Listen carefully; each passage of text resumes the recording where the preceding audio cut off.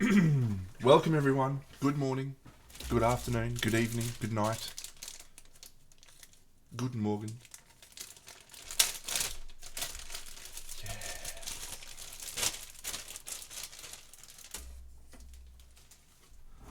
Yes. Toys.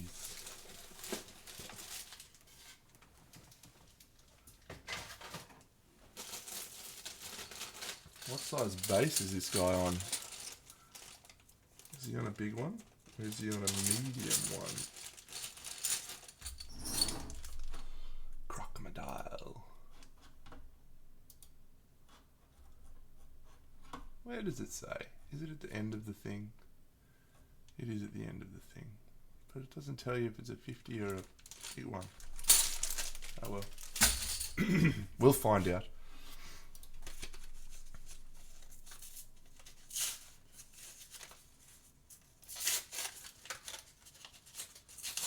The Gambler's Chest arrived this week, 8 years after the Kickstarter. Not 8 years after I ordered it though. I was a Black Friday backer and I paid 300 maybe? I don't remember because it still was a long time ago. But I don't think you appreciate time that much until you start ordering Kickstarters. Because fuck me if it hasn't felt like forever. My life has changed dramatically in the time.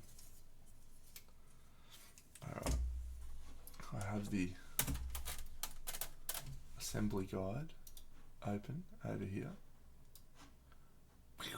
Where do we start? We start with the big boys.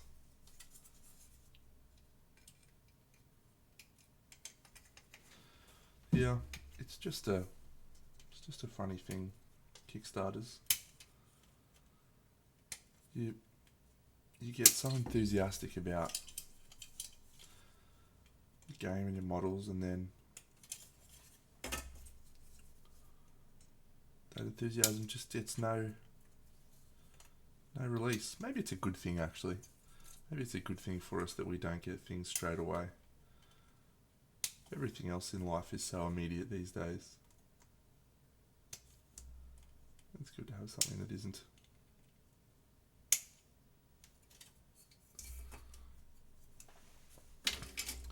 Alright, champion. I will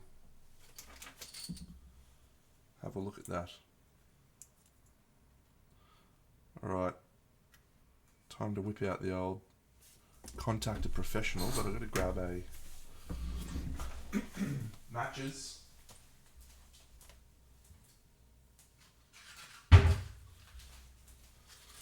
Just in case you're wondering, friends, if you ever have dried plastic glue at the end of your little nozzle, you can use a little bit of fire to melt that bad boy. Which is, I really like this particular one. Because you can just do that.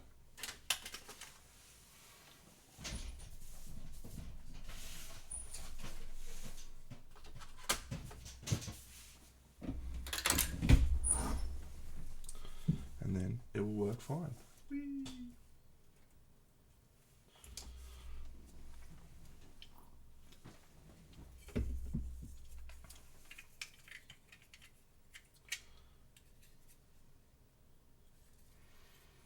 Good.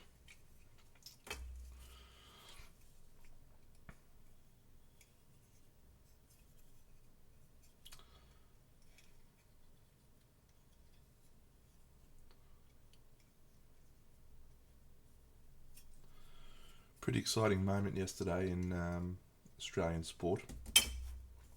With the Australian women's soccer team making it through to a World Cup semi-final for the first time ever. Pretty great.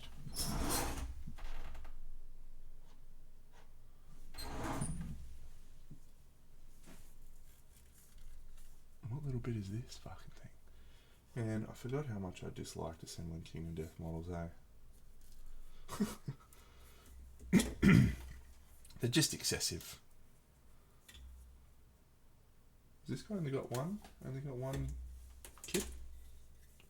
There must be a second one, because there's no head there.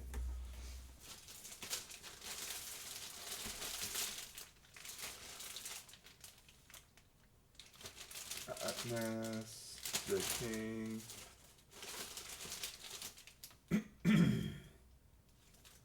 Atlas. Is it? Fuck me.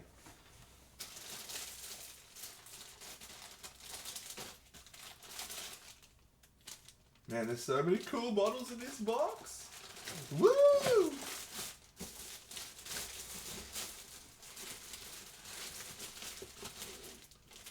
Oh, can't wait. Can't wait to do the Bone Eaters. Can't wait to do it all. The long bit with the face is this bad boy. Oh, okay. Thank you. How good.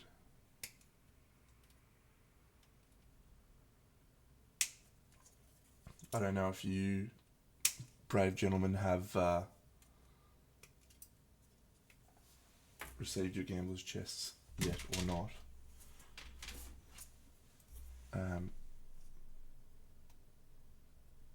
There is a couple of things in there that are very exciting for playing the game. One in particular that I'm jazzed about. The characters. Man, the characters cards just look awesome. Can't wait for that. Hello, Toppy. Toppy.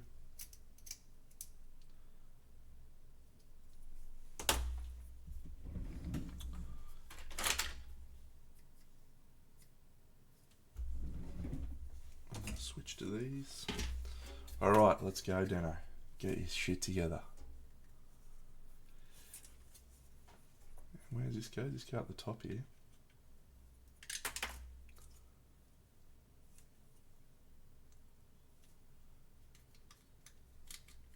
Yeah, okay. Great. That doesn't look fucking stupid at all. I'm using super glue. Man, it's so much fucking plastic. Holy shit. I can't wait. I'll be assembling for the next month.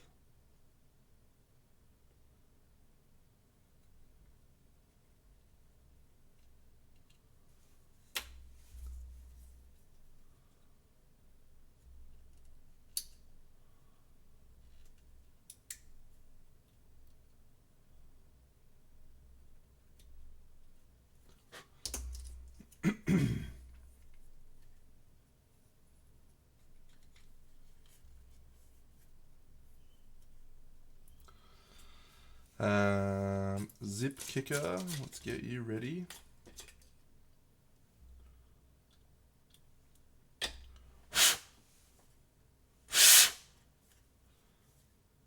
You guys going to enter the Gambler's Chest Pay Me Like a Pin-Up competition? Alright, so you want me to do step 11 before I do step 3. 3, 4, 5, 6, 7, 8, 9, 10, 11. Put fingers on. Fingers on the back.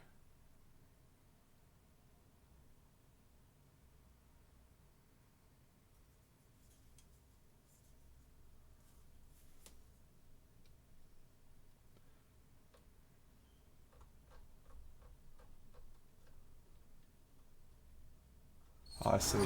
Okay.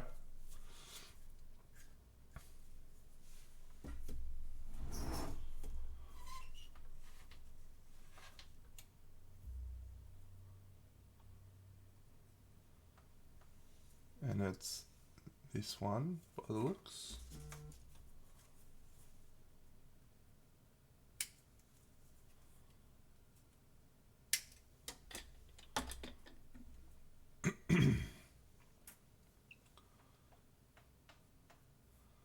Why the fuck is there single fucking digits? Why? Why, Poots?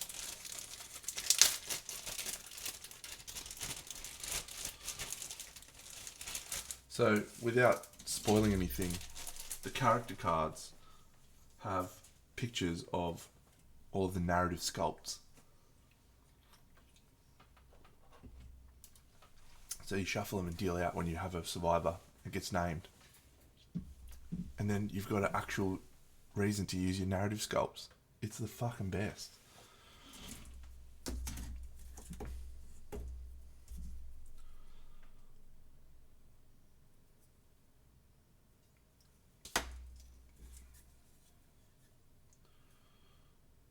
Millions of fingers. Fingers for me. Okay. Yeah, the narrative sculpts just fucking rock.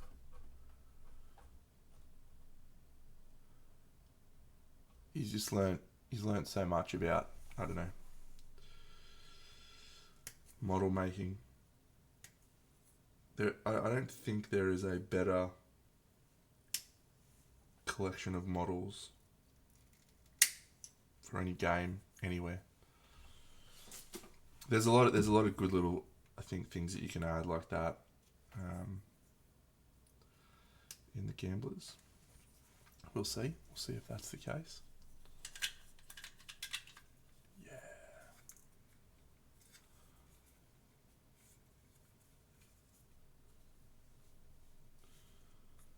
This one feels like a super glue.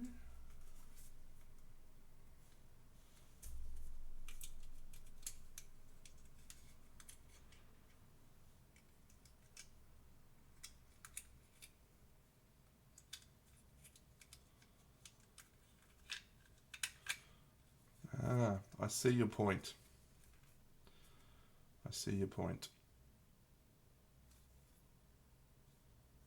Good suggestion. Good suggestion.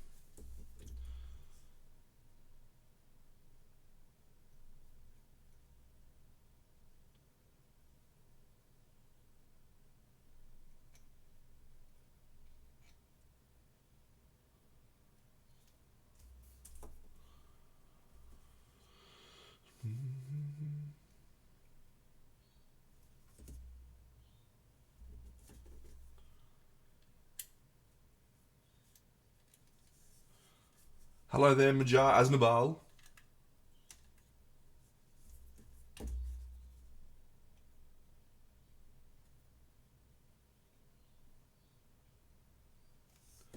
You know, it's Queensland Model Hobby Expo this weekend. It's like one of my favourite times of the year. And I am not even thinking about it. All I'm thinking about is the Gambler's Chest. Alright, good.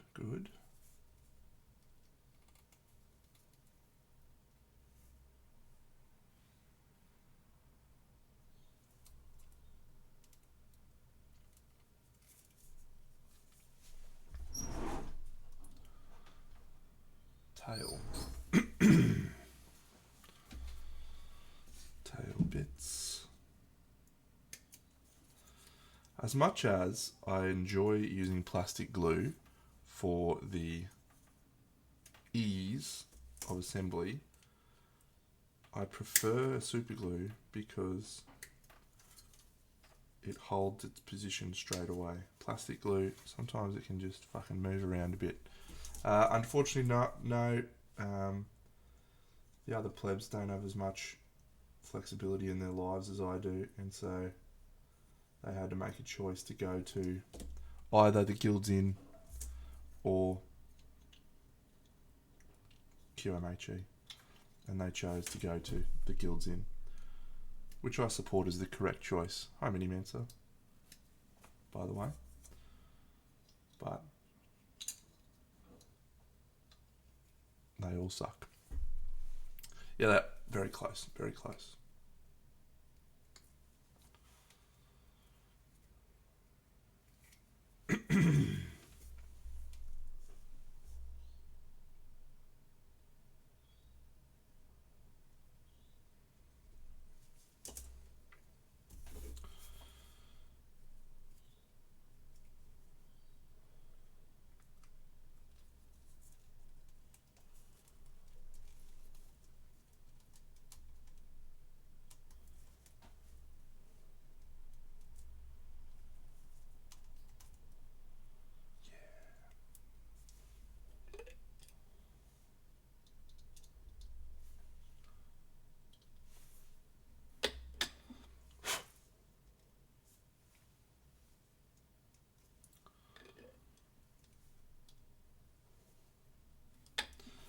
Yeah, it should be an interesting QMHE. What do we do next? What?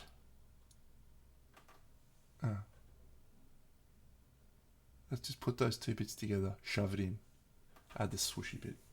Cool. So I'm going to only probably rock up with about 6 entries at QMHE this year, which is very, very low for me. I think last year I had 12. The COVID year, the year I won with the Echoes of Camelot, I think I had 20 entries. I've sold a lot of stuff this year. I haven't done as much painting as a whole.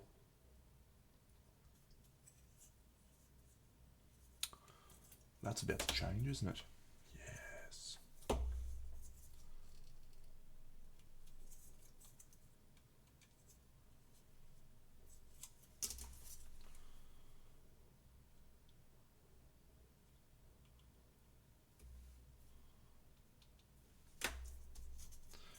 I did. I painted 100 odd MCP models and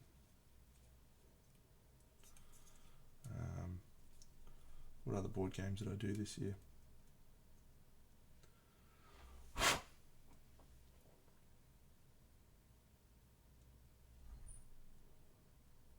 Aeon Trespass Odyssey. That had 100 figures. I did that.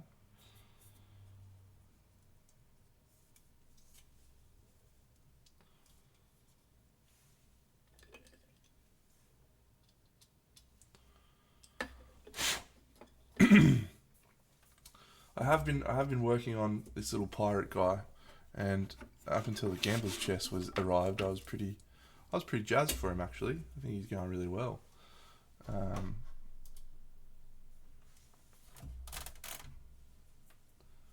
really see him, but yeah, he's not far off being finished. There's only like a few little things I wanted to do, so I'll finish him. So I'm gonna have one historical entry. I'm gonna have my dioramas for the Zodiacs. 2 fantasy busts. One's 2 75mm entries. So yeah, it'll be 6 or so, something like that. It's okay.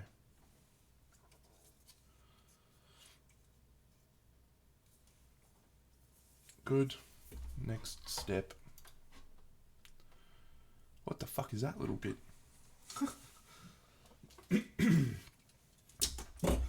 Oh, it's his lower jaw, is it? Cool. Yeah, lower jaw with some teeth.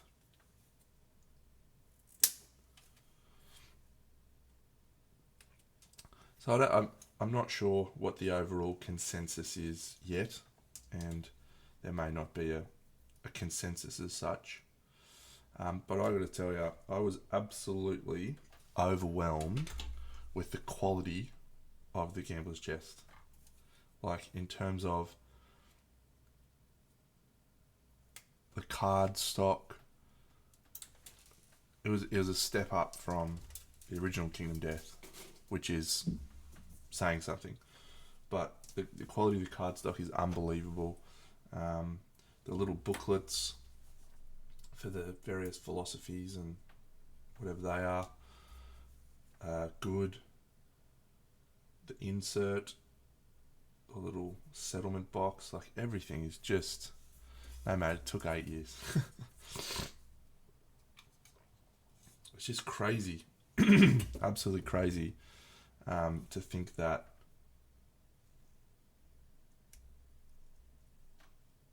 it could be a step up from Kingdom Death. But that doesn't necessarily mean anything if the game itself is not also a step up, which we don't know yet. Is that just, that's it? Just go there like that. Okay.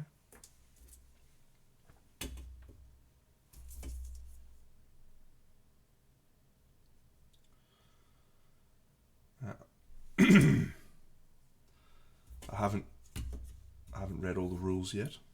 I've decided to play a People of the Dreamkeeper campaign on stream and on my YouTube channel. So that'll start soon, but of course I want to paint the models before I dive too far into that. Come on, Darrow, don't be a fucking idiot. There we go.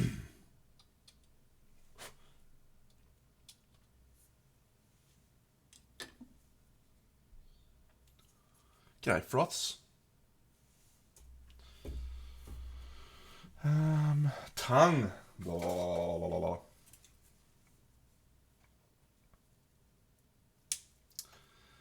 There's got to be a level of expectation for this product that will not be met because of the delay. There is no way that the majority of people will walk away going, this was worth the wait. But that's because people are never happy with anything. I think my perspective is also a little bit jaded because I haven't waited from 2015. But we live in such an amazing time for board games. Like, this is unthinkable a few years ago. Absolutely unthinkable. This is the Crimson Crocodile from the Gambler's Chest, my friend.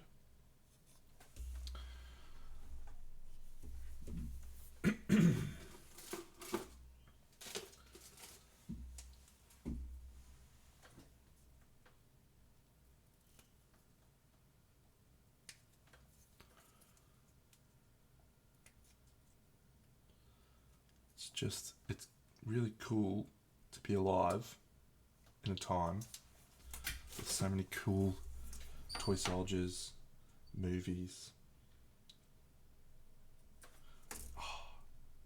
I even said to myself, Deno, put a new thing on and don't cut yourself. And what does he do? He goes and cuts himself. What a legend. Alright. Now we use super glue for its intended purpose.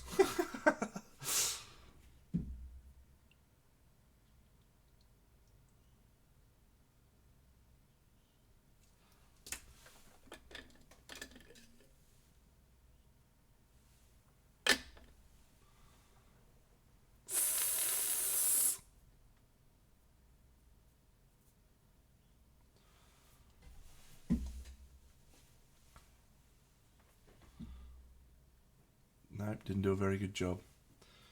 Oh, it's so annoying when you cut yourself with a brand new scalpel.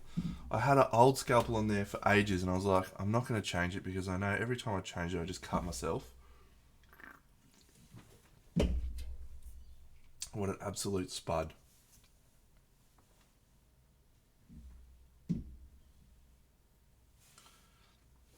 Oh, in case you didn't all know, super glue was actually originally invented to hold wounds together in the war. And so, anytime I cut myself with a scalpel, I just put super glue over it, which provides all of the coverage one would need. And there you go. Wound covered. Wicked to continue. Get off there, blood.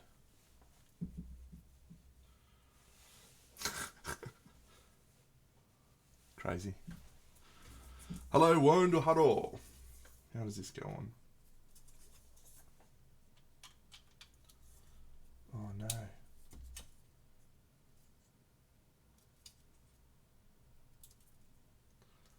Should have assembled the head before I connected it. That's annoying, but...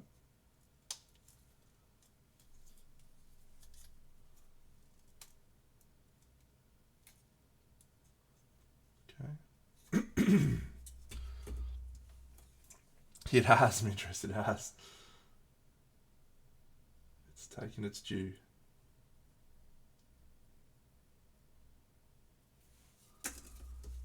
Yeah.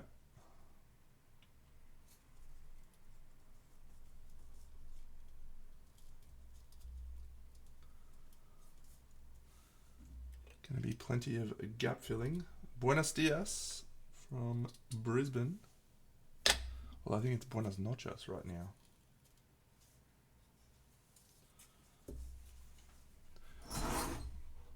Oh, come on, man. I've only had it for 2 days. I'm good, but I'm not that good.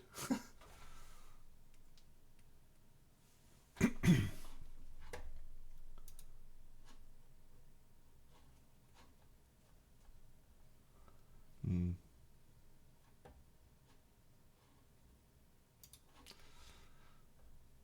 All right, finger hands. Yeah, last couple of weeks it's been busy. Well, I was hoping to we were hoping to catch up on Thursday, but it didn't happen. So this one, yeah. But yeah, we'll be back soon. So looks like my touch football team's going to go back to Wednesday night. So which is good.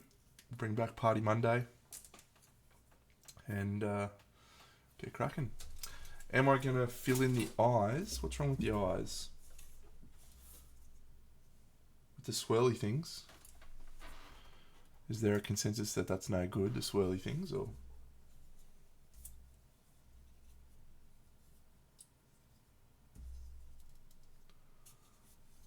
Where the fuck does this go? Yeah. Yeah, cool.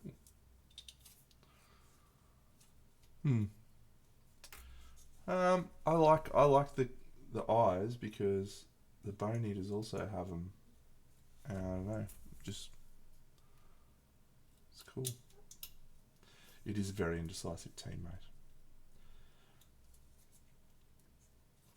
It's been really good for me to play in a touch football team again. I've had a wonderful time. However, I've also committed to not doing any organising at all because I do organise just about everything else in my life. Fingers can get fucked. I can do them later. This little swooshy thing, is it? Yeah, okay. This little thing. And so as a result, it's just not being organised very well. It's just terrible.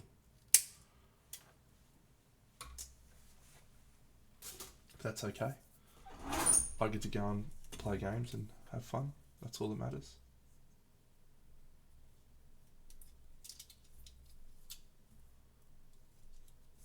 Okay.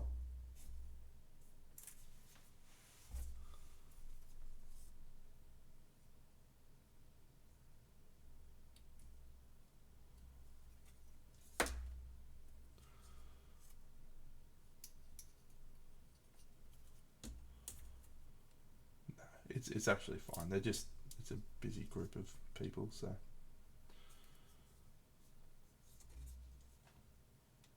that's all right, mate. Not much is happening on it today. We'll see. I might once I finish this guy, I might feel like painting my little pirate man, finishing him off. Not sure.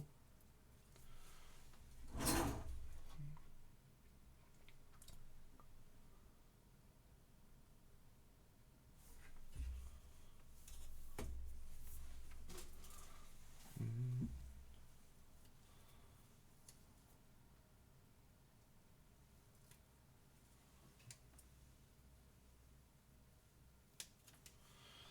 So many hands.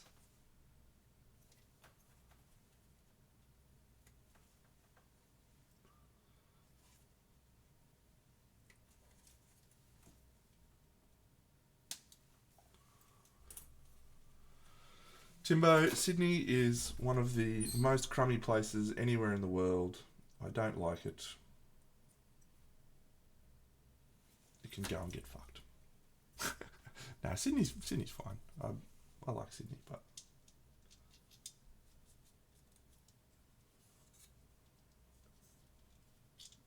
I would never live there. I'll say that much. Well, this is a tight squeeze, this one.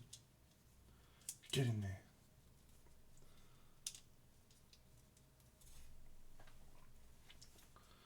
And we're going to shove this in.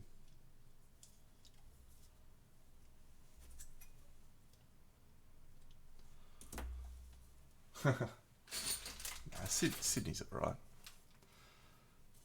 I actually love walking around Darling Harbour and there we go.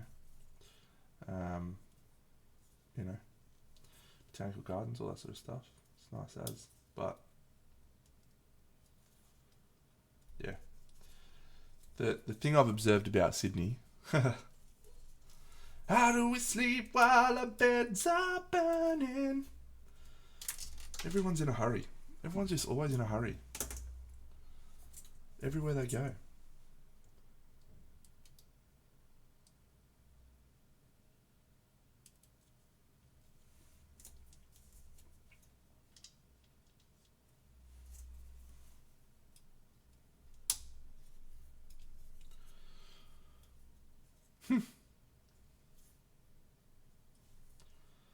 US forces give the nod. Set back for your country. And then fences all in rows.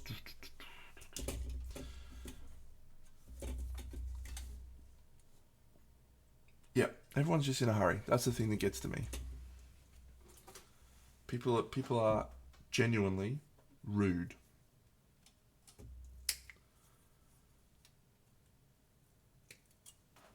That's the only part of Sydney I really dislike.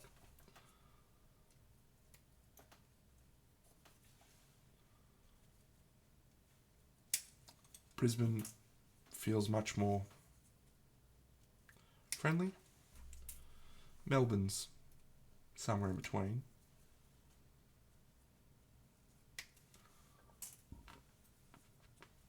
One kit done. Fingers, look at these fingers.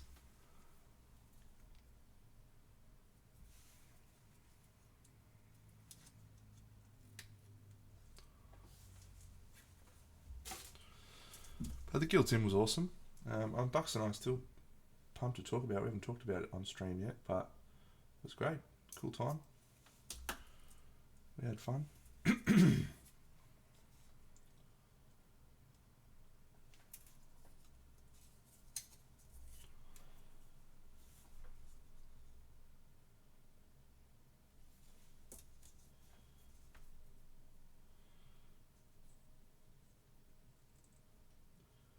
He's a very good painter, is young Andrew. Very, very good.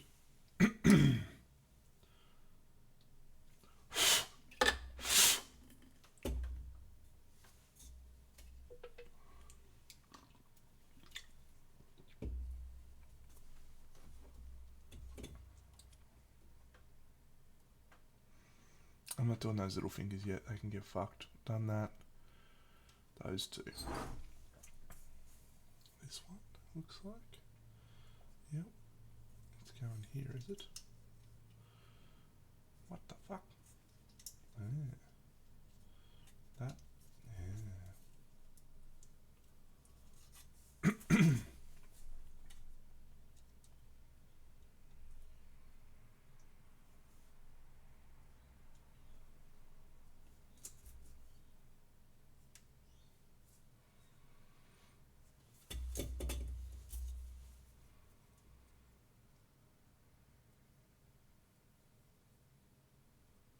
Yesterday, I went shopping for side cutters because I have these ones, and these are new, but they're okay, but they're not great. They're just okay. Come on, Dino. Come on, mate. There we go.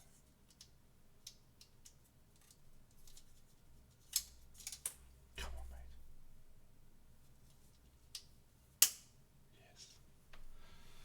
I've got these ones, and these ones are absolute perfection. Like, I've never had any issues with these ever.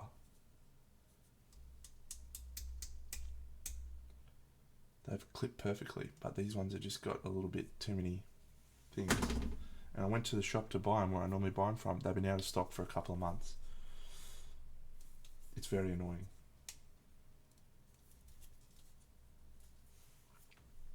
I'm not sure what the name of the brand is. These ones are called Plato, but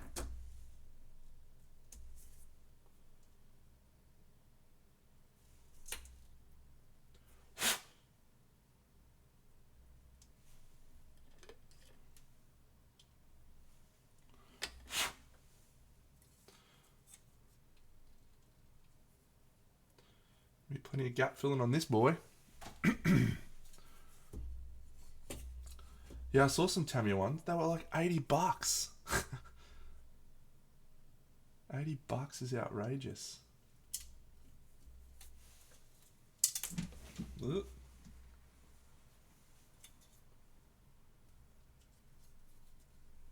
Oh yeah. Nice.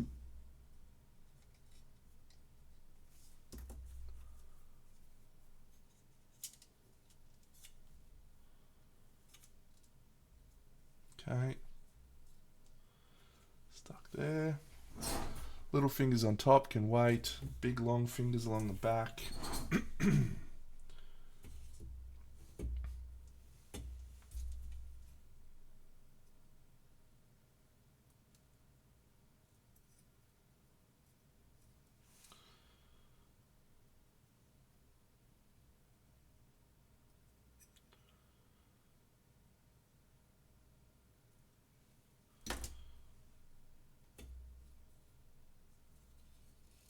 Back glue job, Dano. Yeah, cool.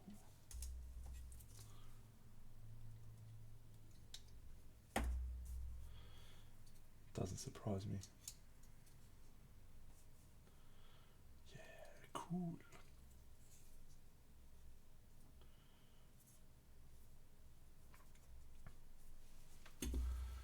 Millions of fingers.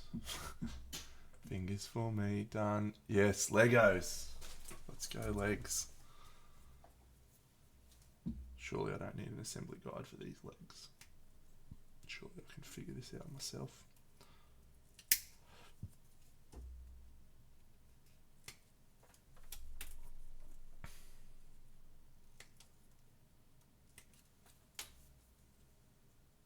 Wait, what the fuck bit is that?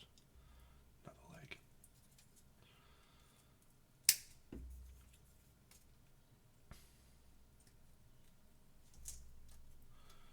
So I recently recorded some Aeon Trespass Odyssey playthroughs on YouTube, which is a game very similar to Kingdom Death. And it was the first time I really got to test out my super cool, ultra not required board game filming setup. I got like 12 cameras. I don't know how I got that many. It's just some really poor self-control from me. Good night, one. But anyway, I have like camera angles for literally anything and everything I want. And I didn't even use all my cameras when I was filming that. Anyway, so when I do film The Gambler's Chest in a playthrough, I will have all of the sheets for the survivors on one shot. I will have Scribe, the campaign management app. I will have an area with the monsters information. I'll have the showdown board. And I'll have an area for the settlement where I can muck around with things for the settlement. It's going to end up probably an area that's set up with a hunt phase as well. It's going to be the most legit Kingdom Death playthrough that's just completely unnecessary.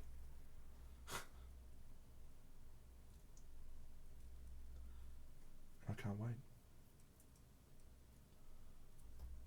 But I have set myself the, I think, completely reasonable challenge of not playing anything that's unpainted on the stream. I think that's a must. So that's why the Crimson Croc's getting assembled first. I'm in the beta for the Gambler's Chest, which is currently, it's not far off. It's about a week away from going out to the public. However, I've done a really bad job. For some reason, I can't figure out why. I can't get it to work. Maybe I should ask you. You're a web guy.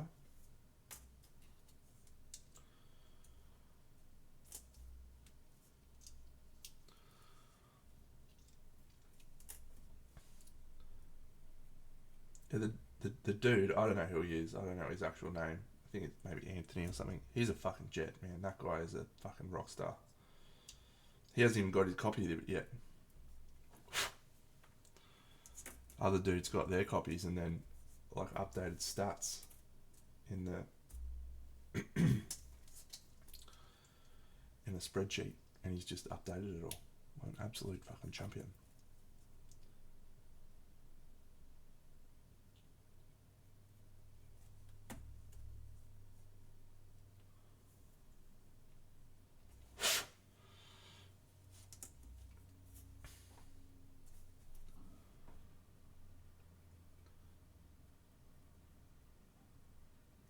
I might try some Kingdom Death assemblies without following the instructions.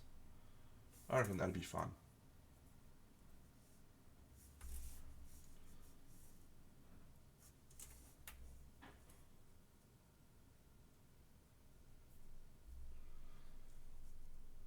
See how far I get. Some of the older ones, it would just be impossible. I reckon you could do it for some of the newer ones. Couldn't do it with the Phoenix. Fuck me, the Phoenix was fucked. Absolutely fucked.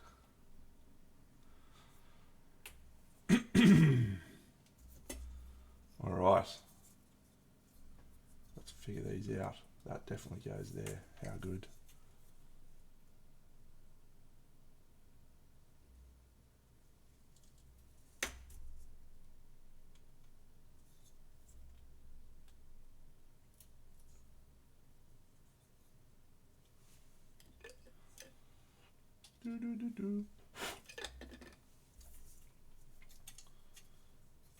This one goes here.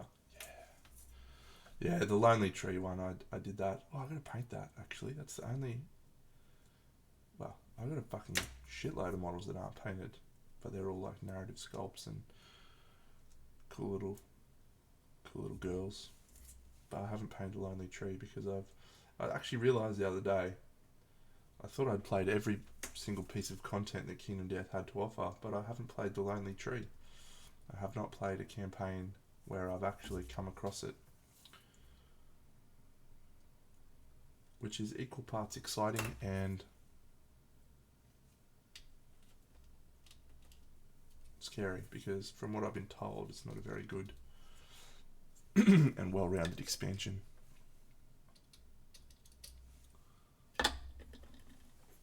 No.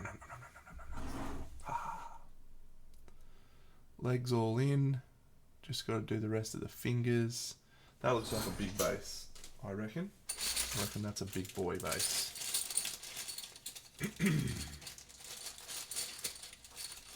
100 millimeters.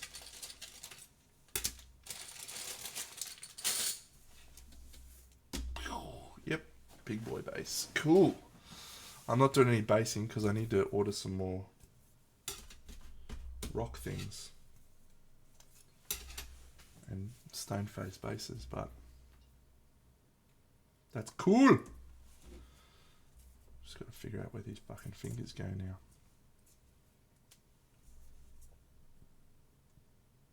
Surely that's there.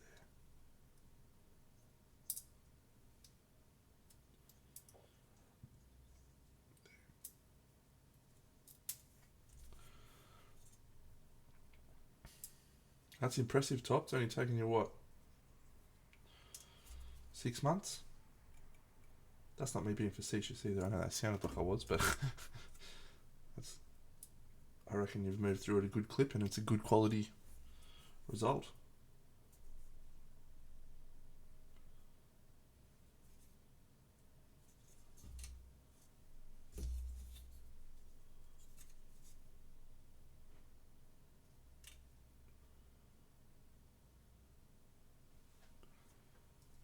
No. Hey, give me the verdict, those who've already watched it. The new season of The Witcher, season 3. Good, not good, worth watching.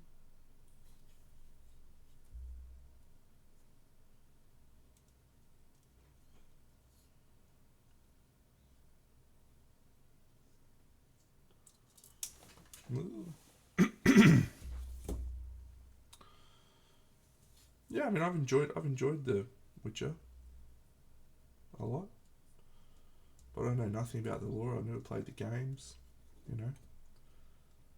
Doesn't really mean anything to me.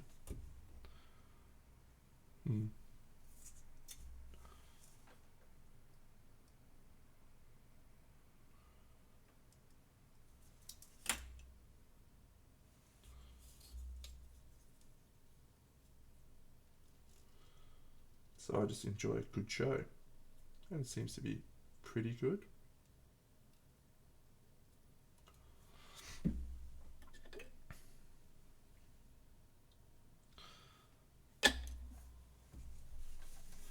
Alright, we'll worry about some finger banging another time. Who do we do next? Who do we do next? Do we do Santa Claus? Or do we do some Bone Eaters?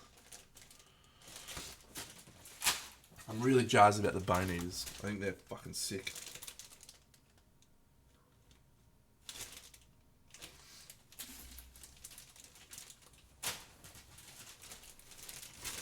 They await the king.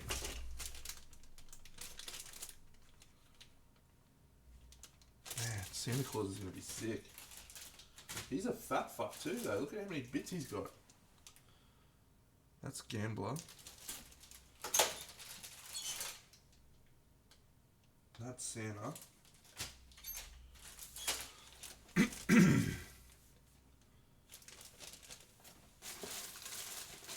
There's a lot of work in the Gambler, isn't there? Fucking hell. What is that?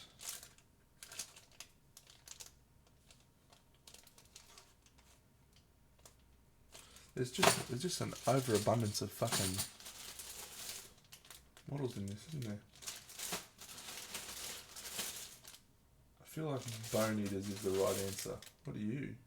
Smog Singers.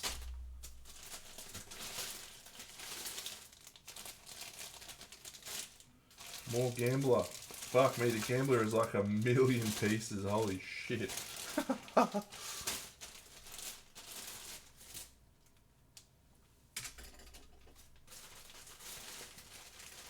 Well, I'm going to send Bucks a couple down because nothing's confirmed yet, but I've offered to judge the next competition for the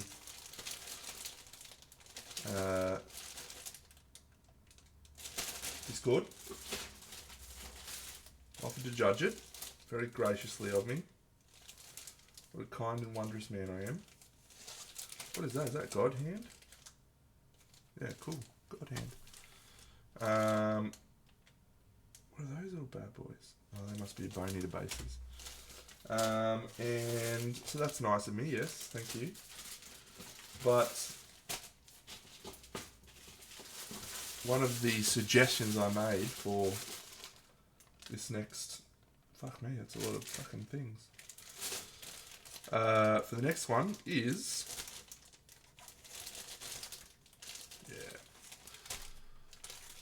that as judges, we will also have some models submitted that everyone that is watching and participating in the stream can then vote and judge and provide critical feedback to us as payback.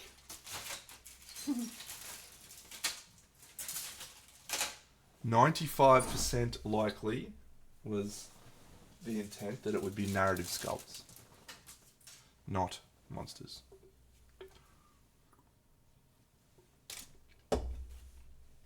Alright, Bone Eaters, God Hand, Smog Singers, and the King.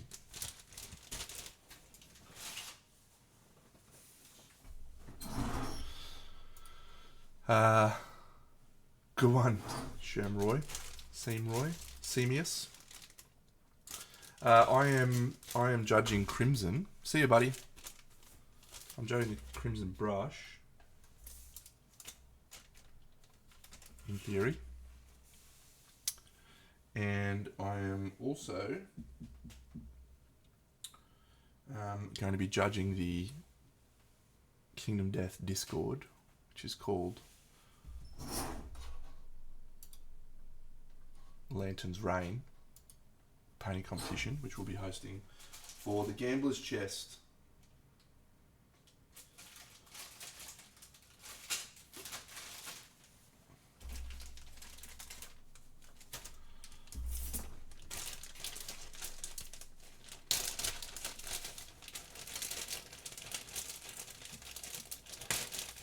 Is there more bits to the king than this? Have I missed a box for the king, a bag for the king? Or is he just these ones? Surely there must be another one. Oh, maybe not. Oh, maybe not. Cool.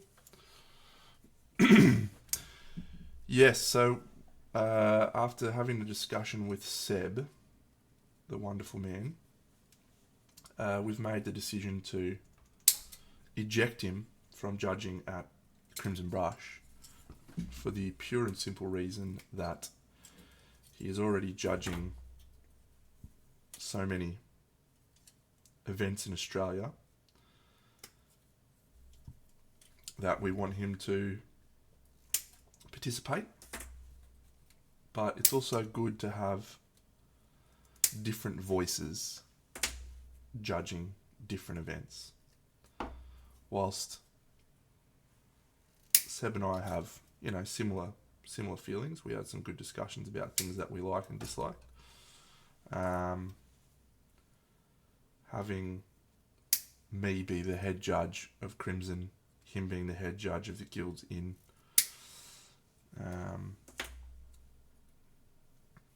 Victoria Lamb, and whomever else being the judges for Arc.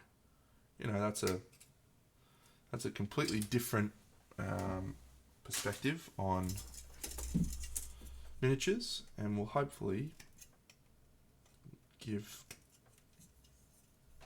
different people a chance to maybe have a little bit of time in the spotlight.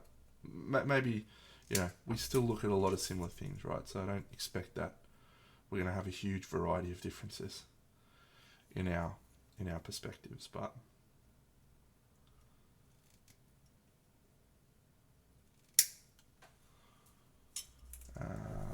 yeah,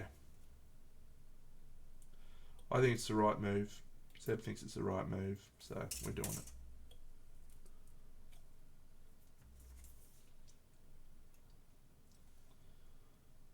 So that means Sebastian Archer will be entering at the Crimson Brush.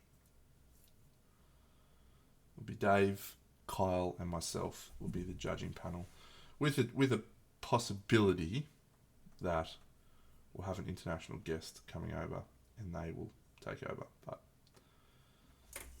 don't count your chickens. So they await the king. That was a good guess, didn't it?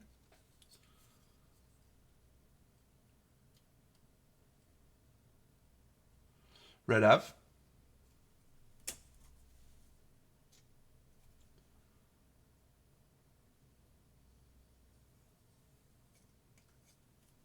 Yep.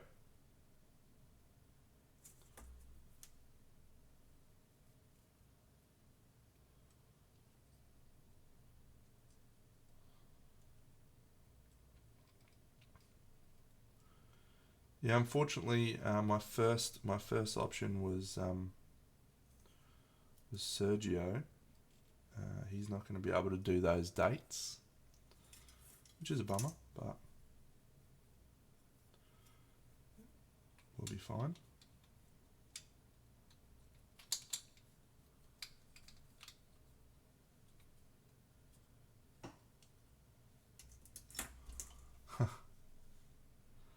Hello, mate.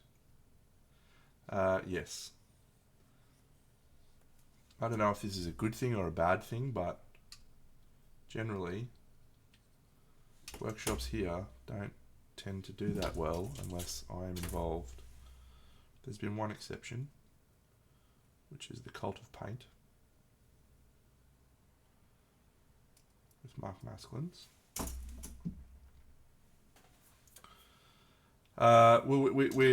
We're hoping to get someone over for it. It's proving more difficult this year.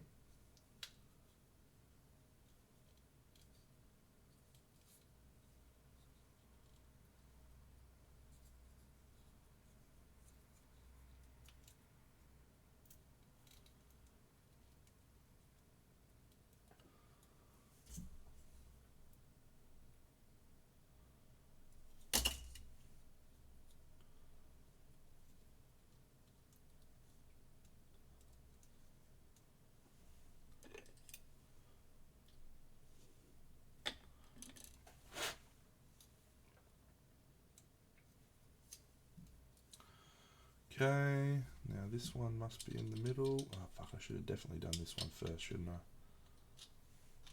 That's dumb. Hey. I should ask Swinson actually. I haven't asked him.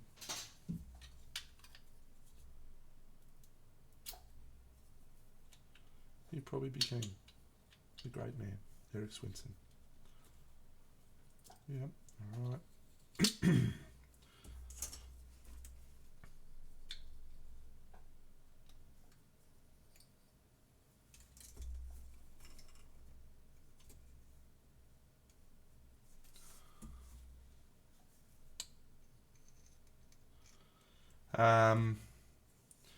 Well, that depends on the person, mate, because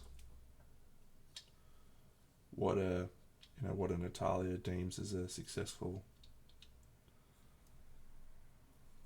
workshop is not necessarily the same as what other people. But Natalia's was extremely successful from that perspective.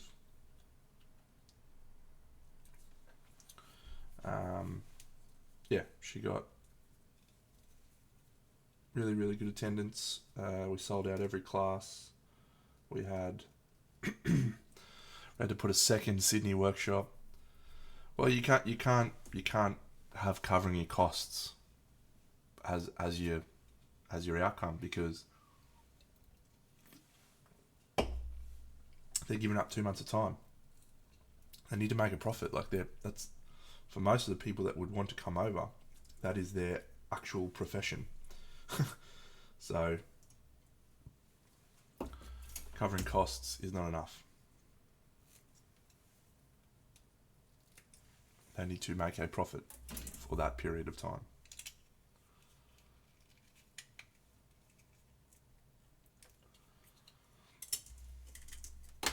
Come on, Dano. Fuck you.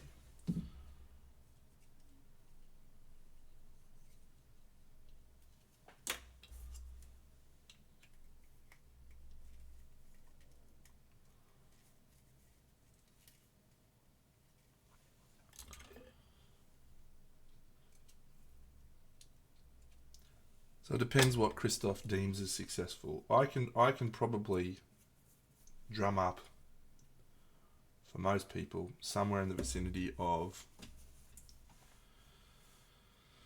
12 to 15 people per class. The price is where it becomes challenging, because what are people willing to pay for a class in Europe versus what are people willing to pay for a class in Australia? Most European classes, they'll charge €300. That's $500.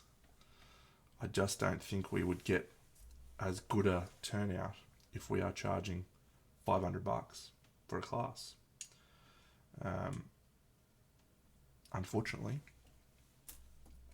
much as I would love to.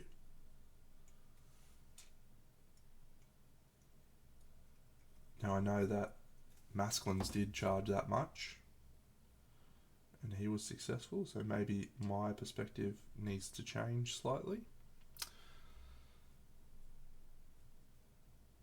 But with the economy the way that it is at the moment, it feels like a big ask to say, yes, give up 500 of your dollars to come to this toy soldier painting event.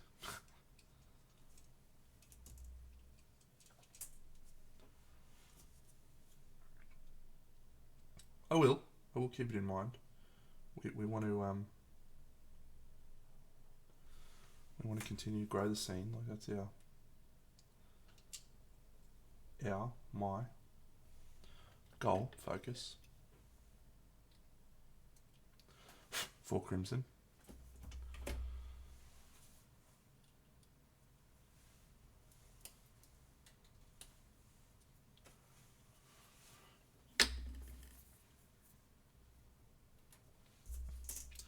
This wasn't so bad to assemble. I don't know what you're talking about, Top. It's pretty good, actually.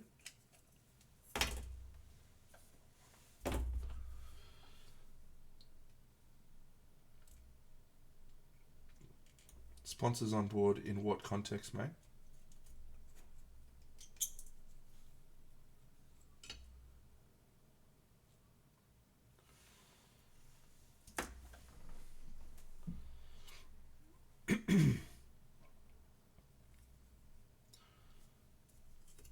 Here's the thing. I'm open to any ideas and suggestions, but when I have looked at a variety of options for an event like this, volunteers is really the only way you can make it successful. I mean,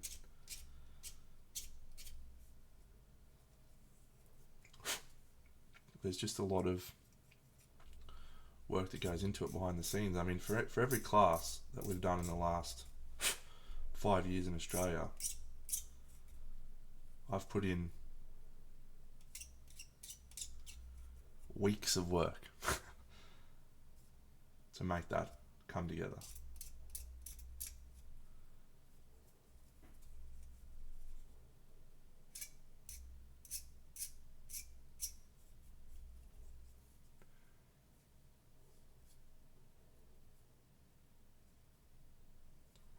And I don't say that to give myself a pat on the back.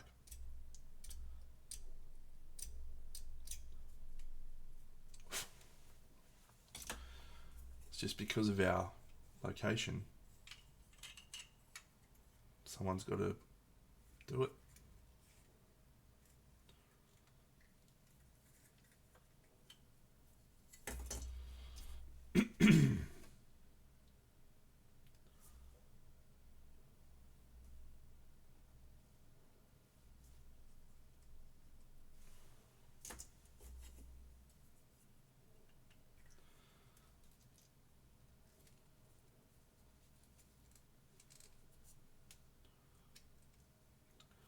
Look at the babies.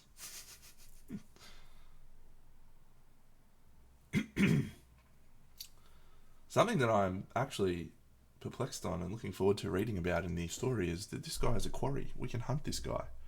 How the fuck do we hunt the king? Well, we're about to find out. Cool model. Really cool model.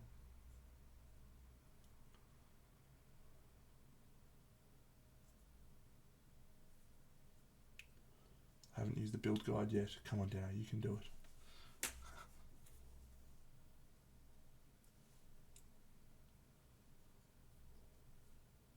Oh.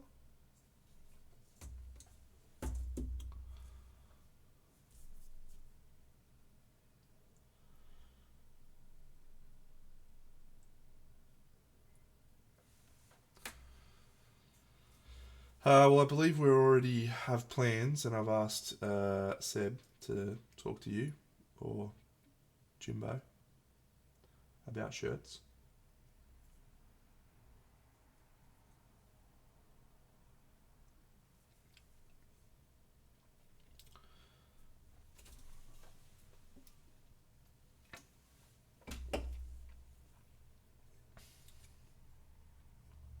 It's a cool model. It's going to be fun to paint.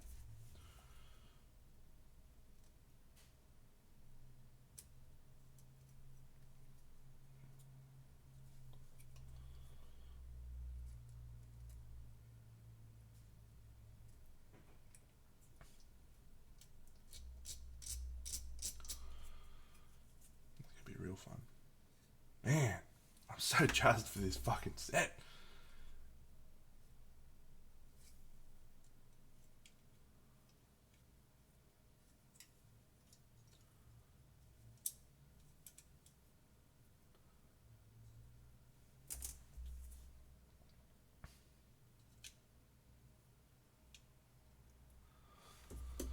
Alright, I've got to look up the build guide. Damn.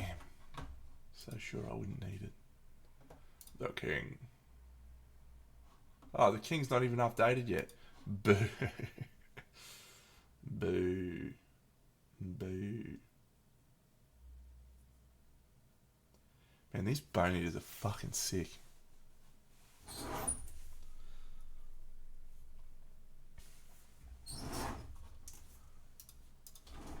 The kingdom. Yeah.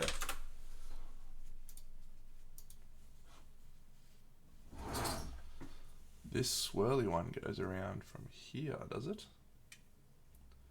Ah, right.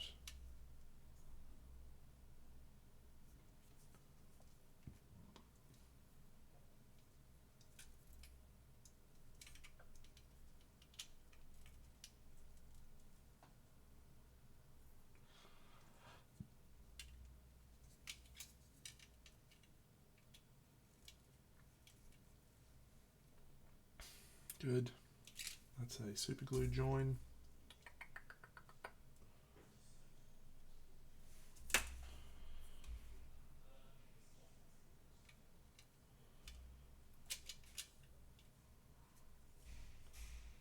That looks about right.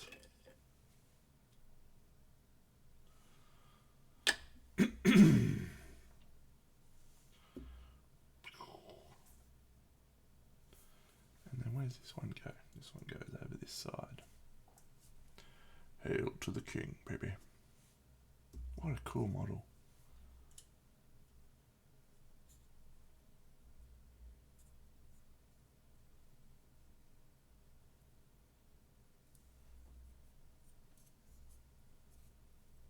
Where is this bit go?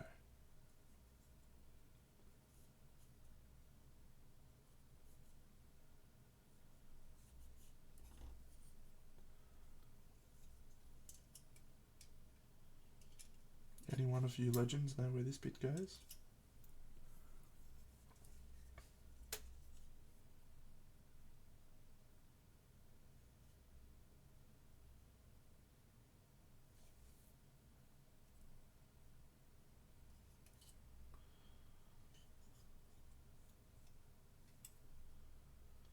Can't see any obvious join bits.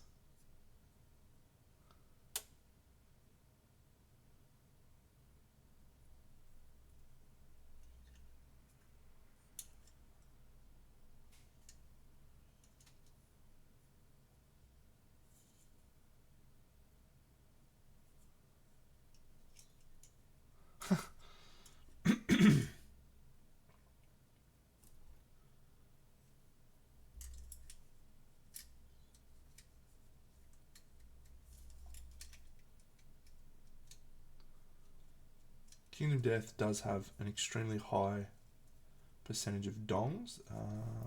Is that it? Demo? Just, oh, look at that. What a fucking legend you are.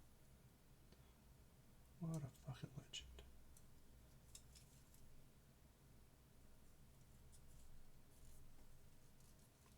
There it is. Like this. Good.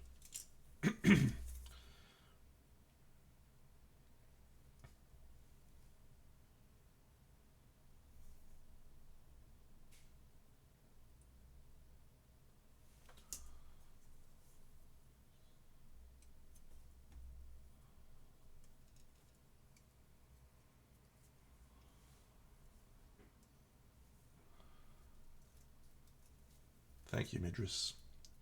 You're a very kind man. And I remember you bought a model from me when I didn't know what it was, and I thank you for that. I hope your collection is going well.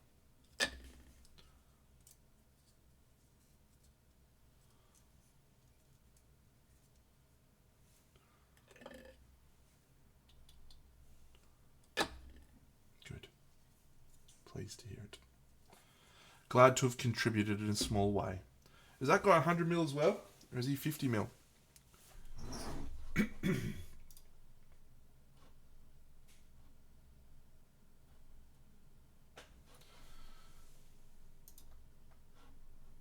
I reckon he'd be a hundo.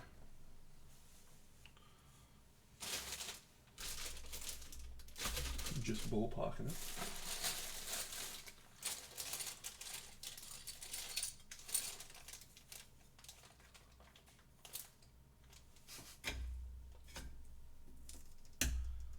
Hundo for sure. There we go.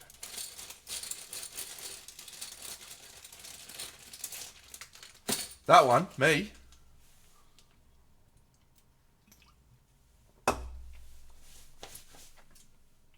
What is your favourite model that you've got?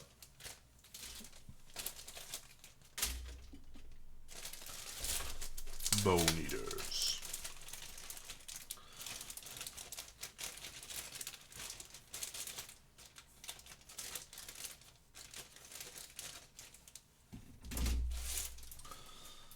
At some point, I wonder if I'm going to feel like selling my Kingdom Death collection to a person who is interested in buying it. Ah, yeah, that's a cool model. My painted collection. As a general rule, painted figures, yeah, mate, it's babies. The king is actually just little babies. Even inside him, it's all babies. I don't know why. Alright. Bone Eater Victim. Now, these are straight up and down nude, so if I get banned from Twitch,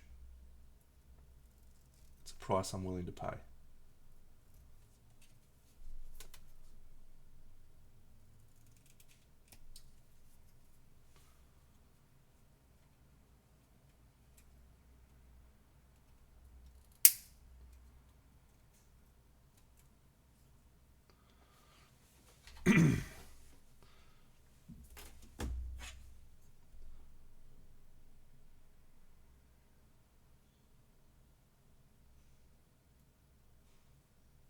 Cool.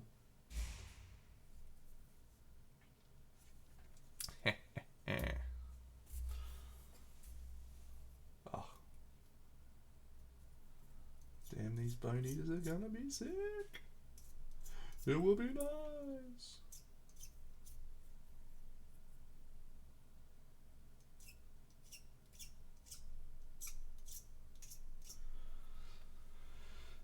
I had an extreme level of excitement when I saw that this box was going to arrive in the next little while.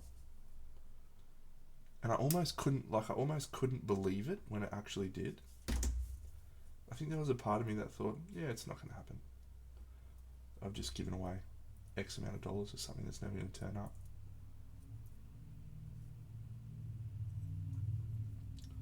But the fact that it has turned up, it's just an awesome feeling.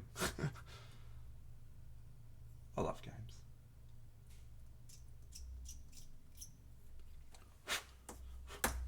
Alright, what's next on this crazy-eyed girl?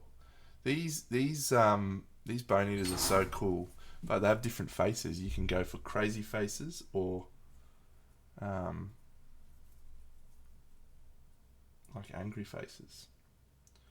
Alright, what do we need? We need not long hair. Wow, there's so many bits here, don't I? Oh, it's marked. Which one did I just... I got E1. Alright, so we need E's. E4.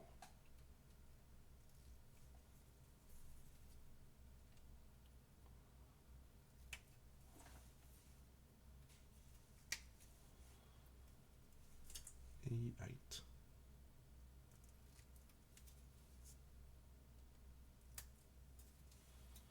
I wonder how much I would get for my Kingdom Death collection if I decided to sell it. Most people don't make a profit when they sell painted models. That has not been my experience.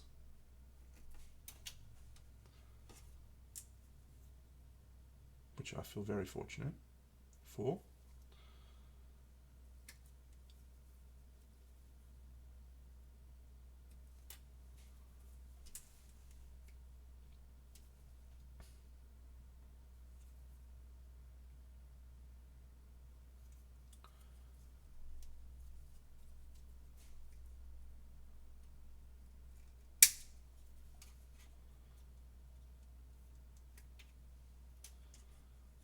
But to buy the entirety of Kingdom Death and all of the various bits and pieces, of which I have most of them,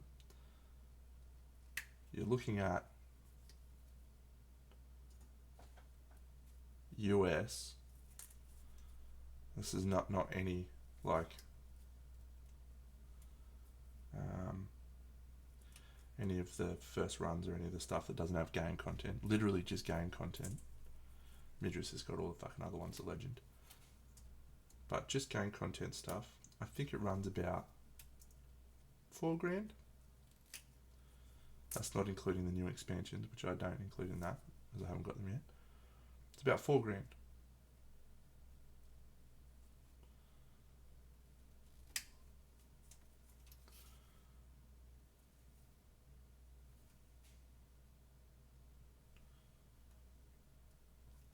What would be a reasonable amount of money to ask for a Kingdom Death collection painted?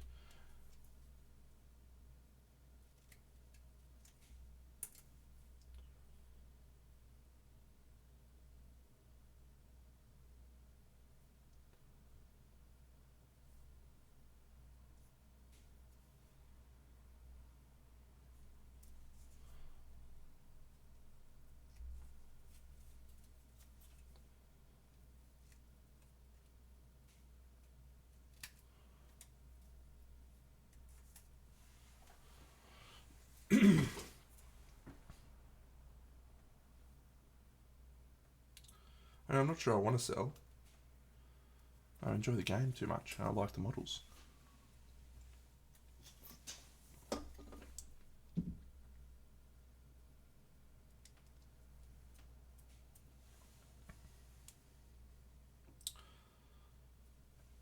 But just good to know, good to keep in mind.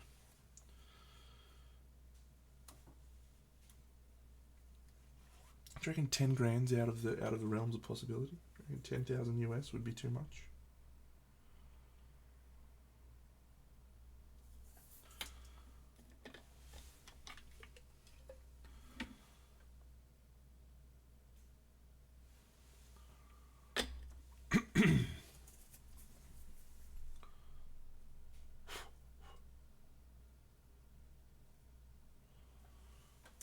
Hey, thanks, mate. I appreciate you checking them out. I do want to do some more. Do some more tutorials soon. I haven't done any tutorials for a while.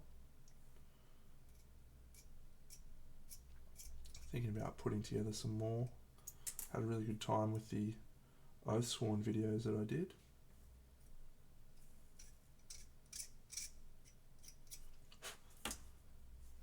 Yeah.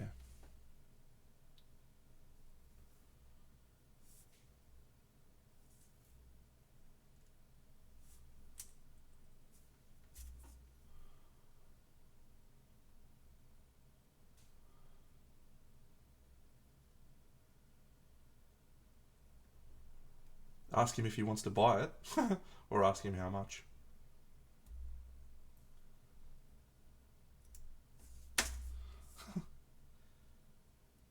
How's that for a message? Hey, champion.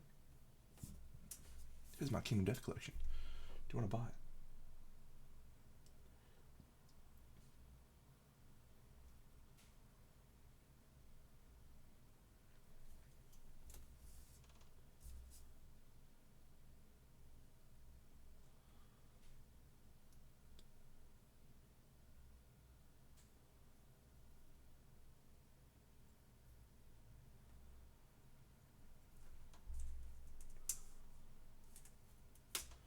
Alright, we get to decide on the face soon.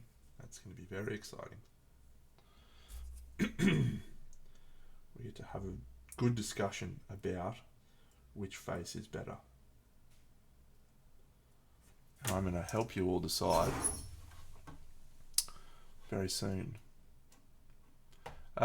Loot Studios, do they have a game coming out, do they? That's cool.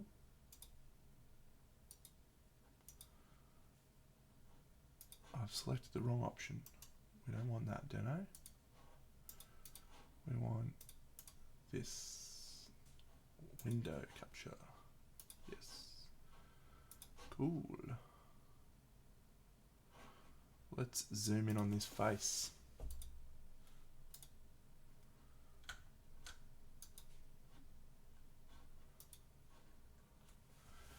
Which one do we want? Do we want the eyes that are swirling and crazy with a normal face, or do we want the teeth face? Ding, ding, ding, ding, ding, ding, ding, ding. You can all decide.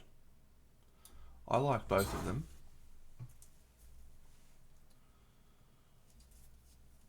If you're unfamiliar with the lore of these models, so in Kingdom Death there is a settlement event which is called Bone Eater. Is it a settlement event? Marrow Hunger, maybe? Yeah, anyway, one of your survivors just suddenly gets the urge to start eating bones. And they start hunting around and eating survivors' bones. Well, in the lore, these people are bone eaters that have continued to eat bones and gotten bigger and bigger over time. So they're gigantic people because they've spent years eating bones.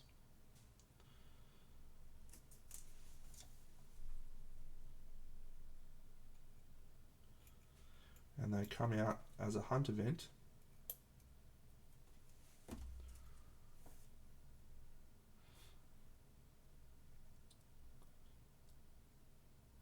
And they try and eat your faces and your bones. I don't 3D print at all, Champion. I don't have a 3D printer, but I do have a friend who does have one, and so I've used him to 3D print lots of cool stuff for bases and for dioramas, but I haven't got a printer, so. Which is actually a conscious choice I've made, because I feel like if I do buy a printer, I'm just going to go absolutely fucking ballistic on buying STL files, and I will have spent $5,000 on STL files in the space of a week. I reckon I would, which probably isn't an optimal approach to life at this point in time. Feeling right with my life choices. Immediately spending $5,000 on imaginary models. Probably not the best of options.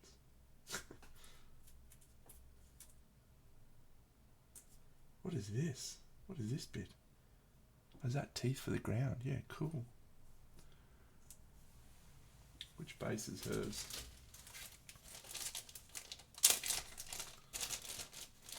So I buy all of the models physical. I don't actually think I've painted a 3D figure, a 3D print at all. Surely that can't be right. Have I?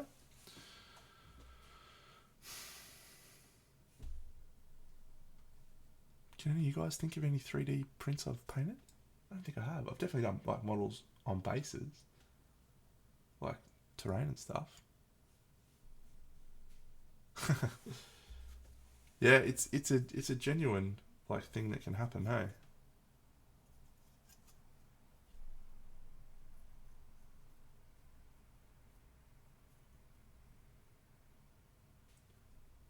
these all the same? No. This one.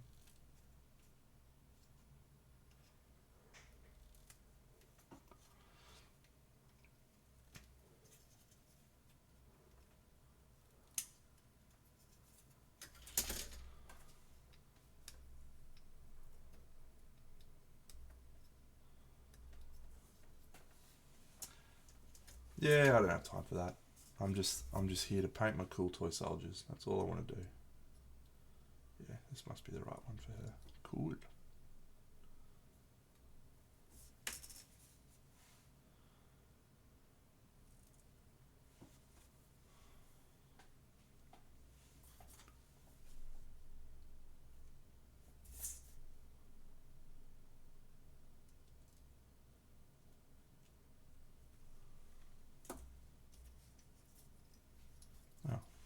Good one, Deno. Get out of here.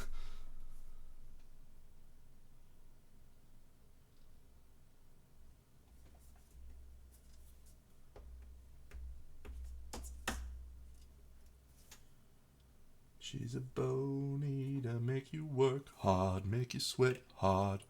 I have plenty of models around I can show off. What would you like to see? I have this dude who I'm working on at the moment.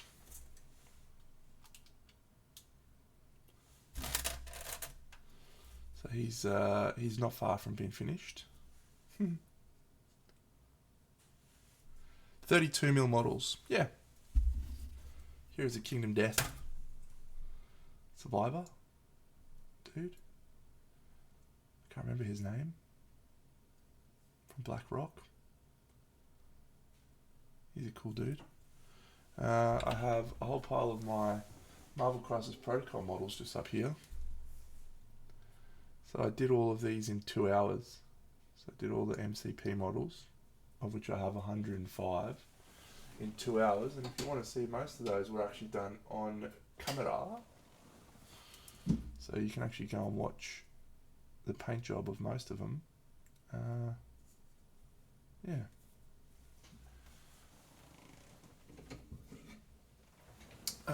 What else have I got nearby? Here's the Butcher. I've got the Butcher from Kingdom Death. Did him a little while back. Long time ago.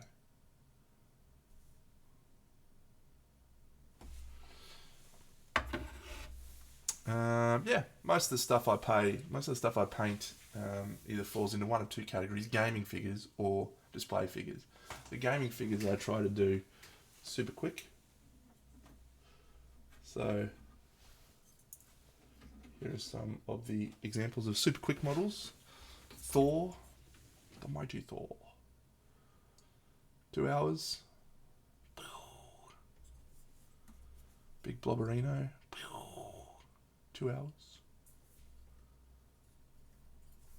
Colossus. 2 hours.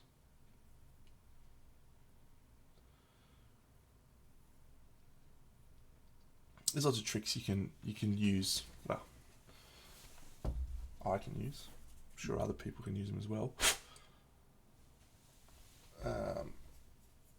To do stuff quickly, but yeah, I have 100 Marvel Crisis Protocol models just there, but I'm not going to show off all those.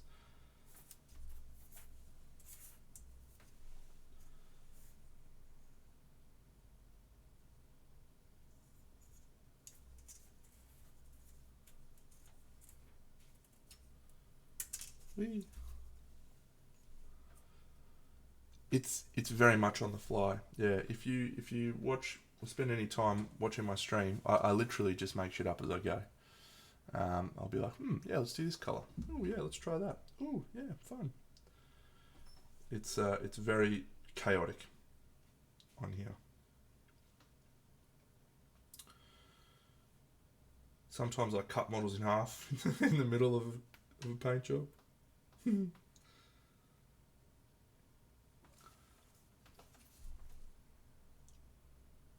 Have I missed a piece? Oh no, that's her head and her hair. Oh, okay, cool.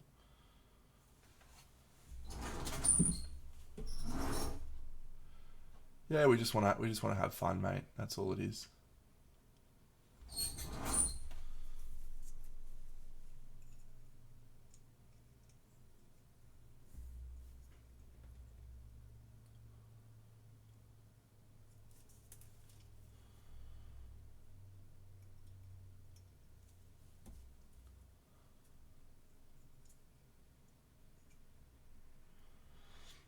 My approach towards painting is very much, it's supposed to be a fun time. It's supposed to be a hobby that we enjoy. People spend a lot of time over fixated on minute details that don't necessarily matter in the long run. And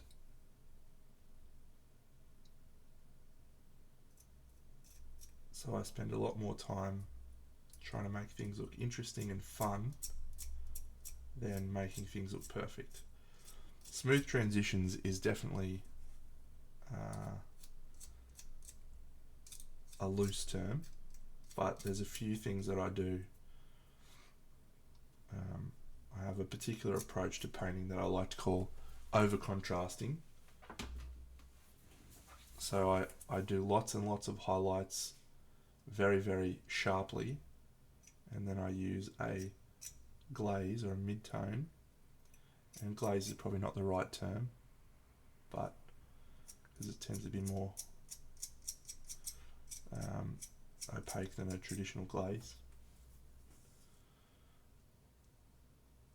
You put those layers over the top, and it reduces the overall contrast, but then smooths it all out. So you tend to get really powerful colours, really smooth transitions very, very quickly. But it's hard to explain. It's easier to show, so go watch some of my cool paint jobs. Look at this guy. What a little tuck job.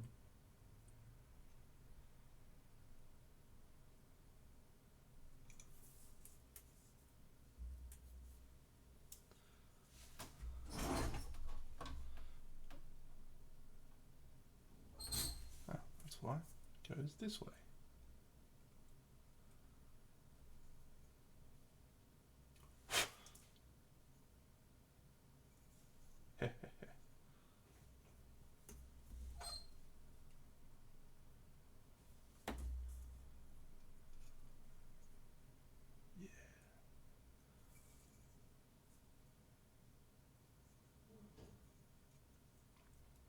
I maintain that anyone can do what I do when it comes to painting little toy soldiers.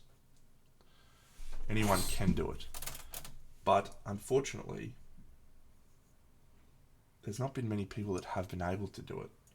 And I wish I could explain and understand why. Because I feel like I explained a lot and I demonstrated a lot. And yet,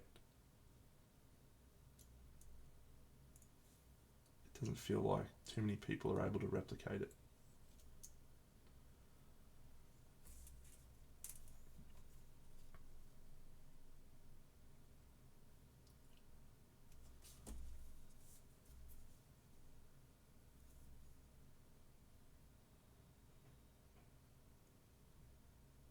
See you, Timbo.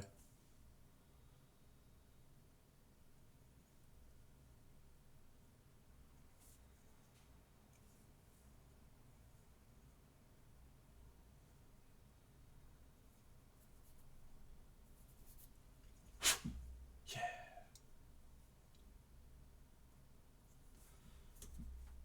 Alright, it's just hands. There is one more piece missing. Where the fuck are these supposed to go? Are they supposed to go on the base? Oh, they must be there. Yup.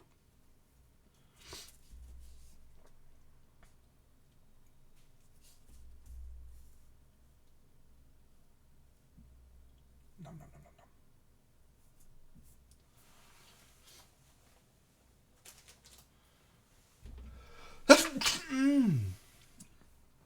Where's this other little piece of hands? There it is.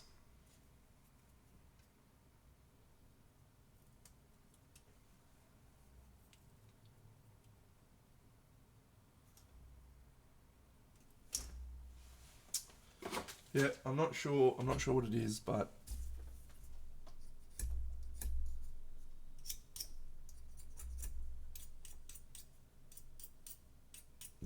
I definitely don't try and hide what I'm doing. Hey, Sammy. At all, but yeah, people have tried it and I don't know, very quick with my brush strokes. I don't know what it is. Anyway, I don't care. I'm not here to talk about how great I am. I'm here to talk about how great King of Death is.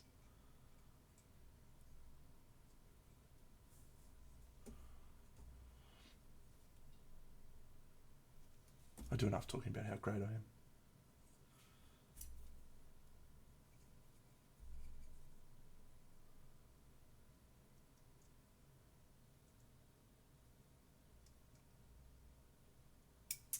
I've definitely done this in the incorrect order.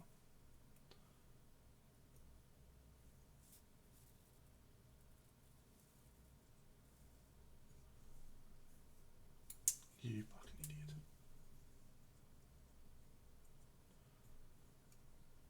Just get in there. Yes, yes. Thank you. No, I'm doing a full assembly day today, so I just got this new set of Kingdom Death in, so it's just assembling these models today, and then I'll probably start painting them during the week.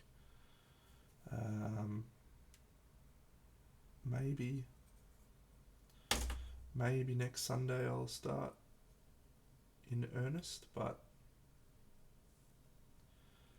I have not as yet decided when I'll start painting them.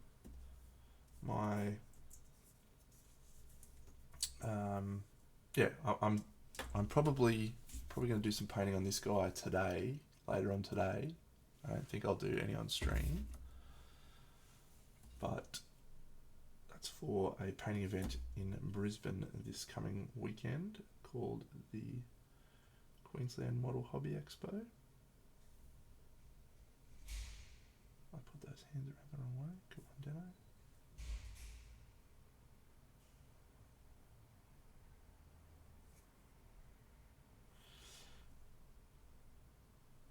There we go. Alright, face selection time. What did we decide? What was the team? What was the team decision on this? Was it not teeth face or was it teeth face?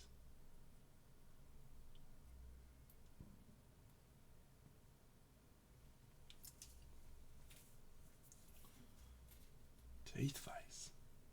Wild.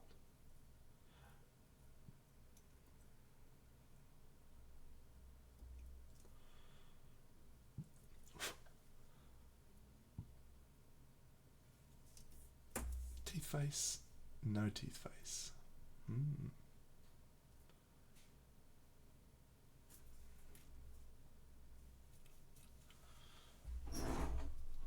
Teeth and no teeth.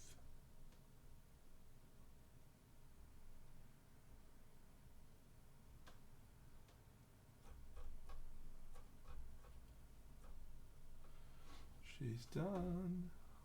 Next one is... Yes. And these bunnies are fucking sick. Let's try it on.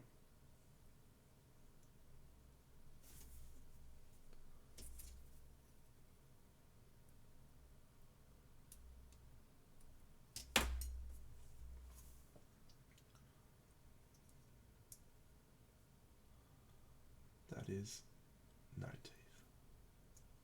I think it's got to be teeth. I think the teeth just looks cooler, angrier.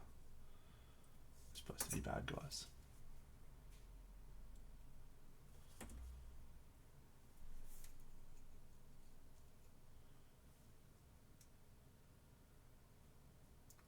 Grr.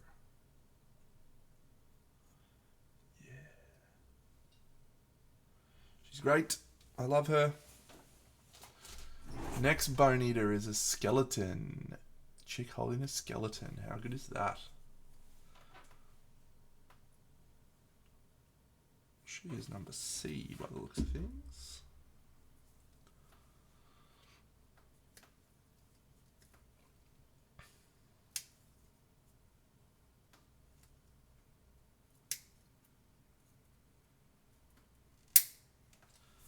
C.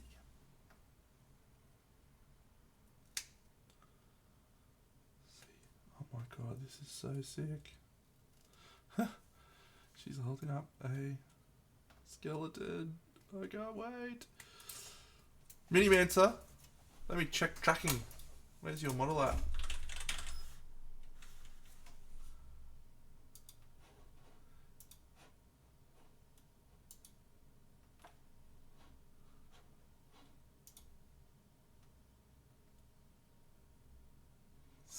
See you, Sammy.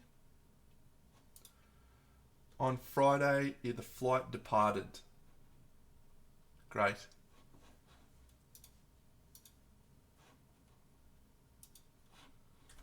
So, I reckon you'll probably see it this week. Yeah, it tells me flight departed Friday, August 11th. When it lands in your country, yours will probably get more updates. Let's see.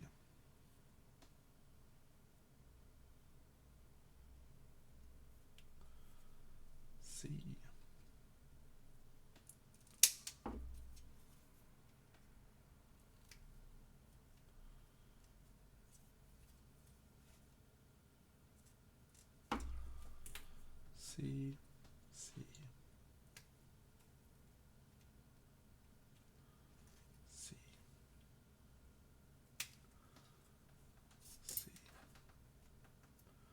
Wonder how many of the narrative sculpts I'm going to assemble and paint before I get very, very, very, very enthusiastic about some other project. There is way too many narrative sculpts, and they're all awesome, but way too many. C.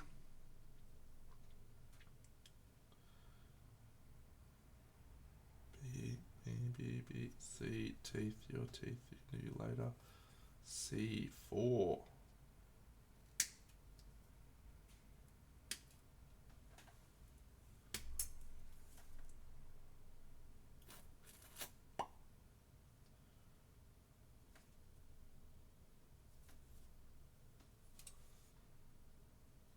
Cool. Bone eater.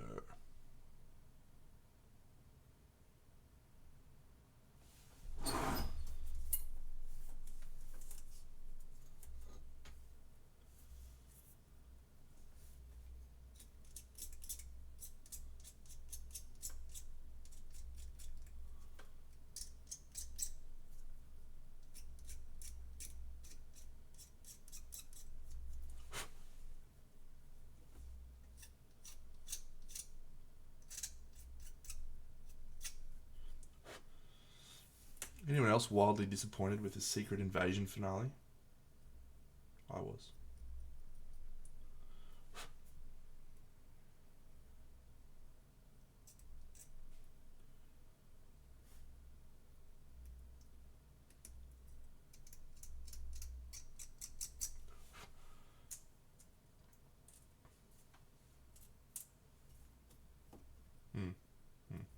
Well, I was enjoying the show up until that last episode, at which point I was like, well, can't win them all, Marvel.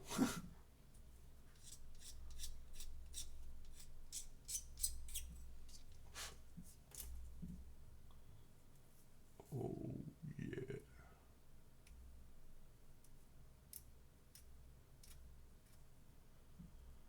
Damn boobies.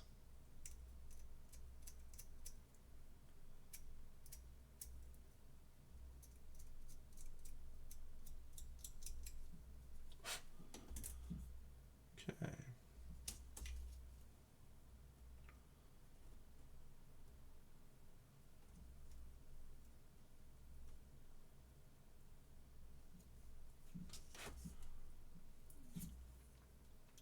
Babies go on. Yeah.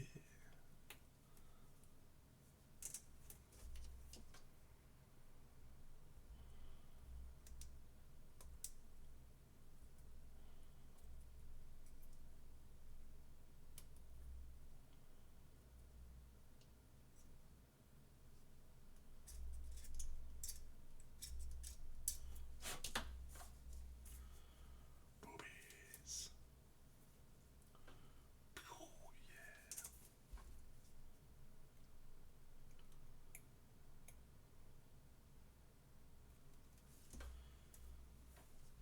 Literally, friends, last night was a pretty huge moment in Australian sport. Our women's soccer team, the Matildas, made it through to a World Cup semi-final. It's the first time in Australian history that any sporting, in soccer history for Australia, that either the men's or the women's have made it through to a semi-final for the World Cup.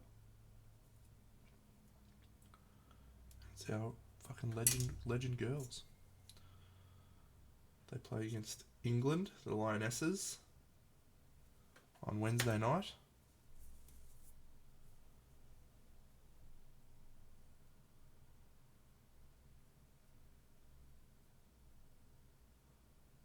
Look at that. Look at that. That's so sick.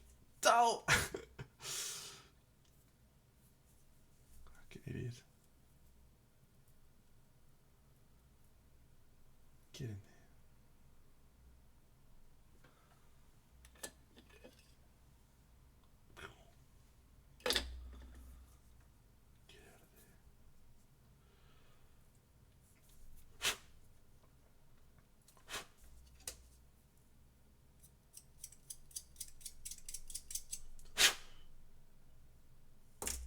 Good.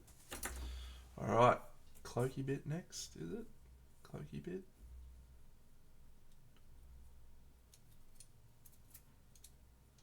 No, it must be sword arm next. Where's the sword arm?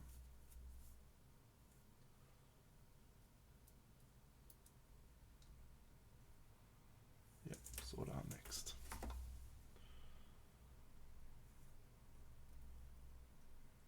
In the game last night between the Matildas and France, it went to a penalty shootout. 120 minutes of soccer, 0-0 draw. Really the only downside of soccer is that shit can happen. And then it went to a penalty shootout. And in World Cup history, again, this is the longest ever penalty shootout. It went to the 10th shot.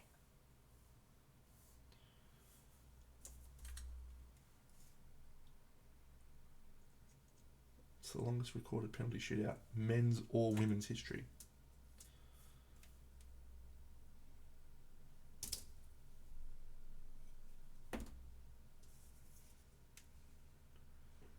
Quite a crazy turn of events, really.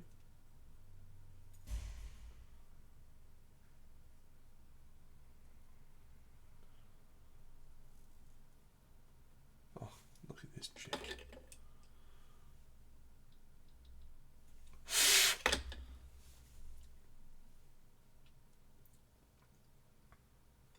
Look at her. She's a fucking legend.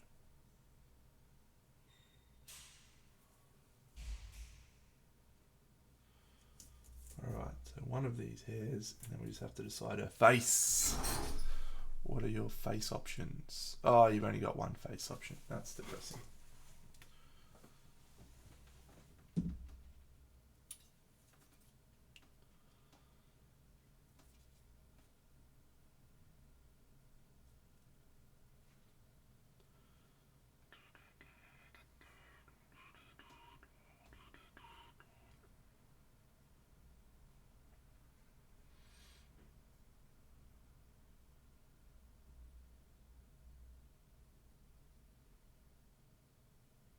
Where is the face?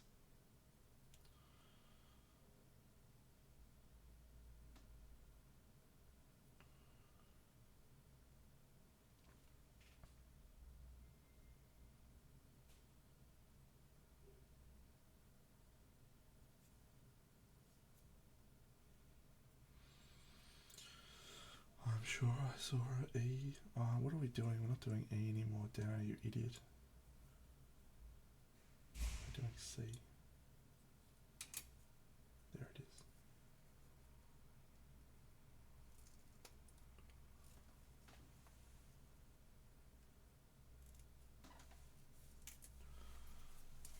Now, why'd we get two of the same piece?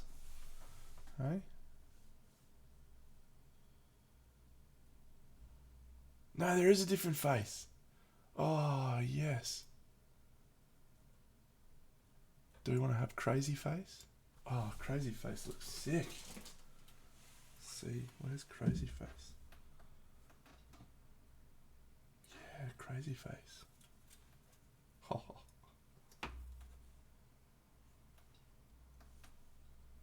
She got dribble. She got dribble. She's so excited about eating someone's fucking bones. Lady, you need to relax.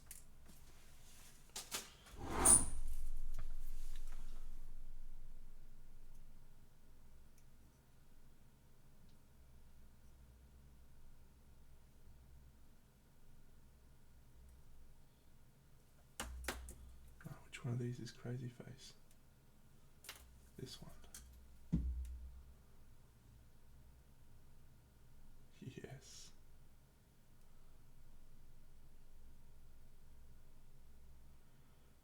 Crazy Face. Crazy Face.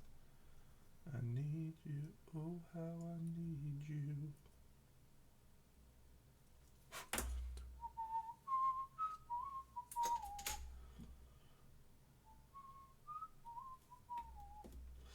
Baby, Crazy Face.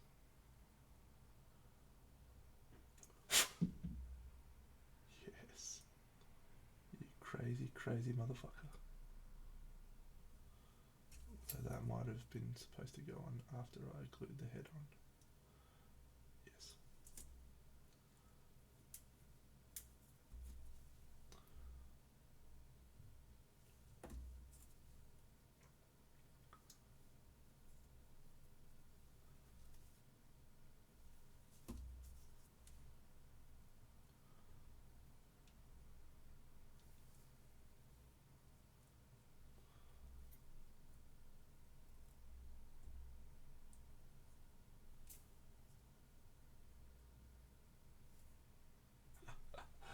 Crazy Face.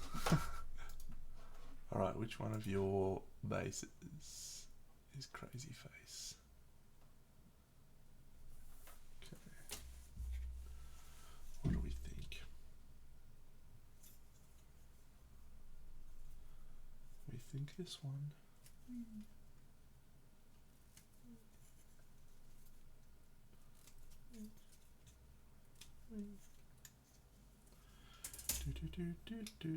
Do.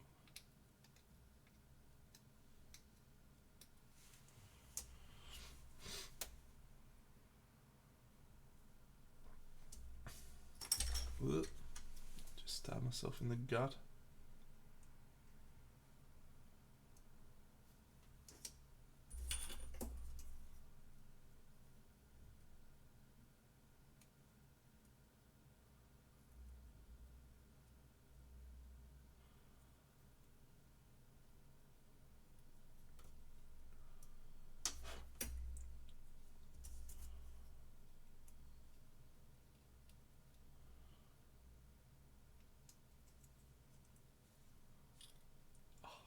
And these Bone Eaters are probably my favourite models in the whole set. I don't know why, I just love the aesthetic. I love the size. It's going to be absolute ballers to paint. I can't wait. I wonder what colours I'm going to paint them.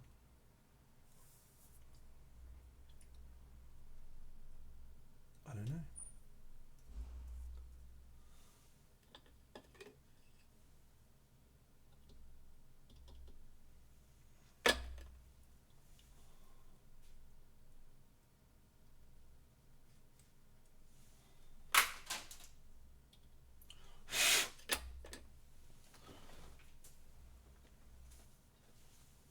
Yeah.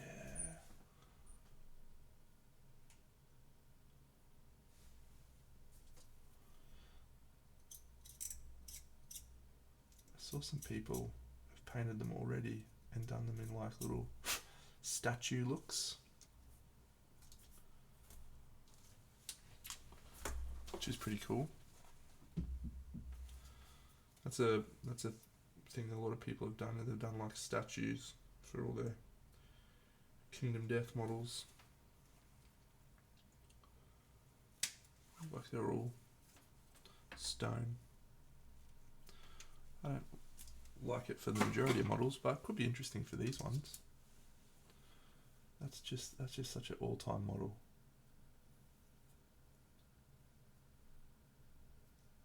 I can't even deal.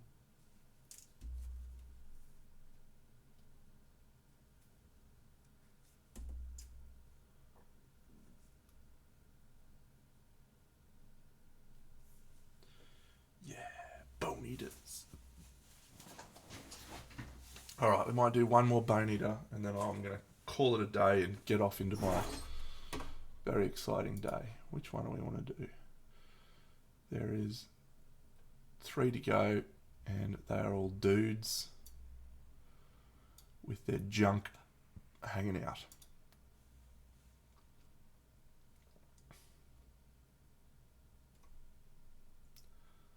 It's all junk all of the time, baby. This is number A. Number A, Deno. Well done, mate. Well done. The letter A. A. A.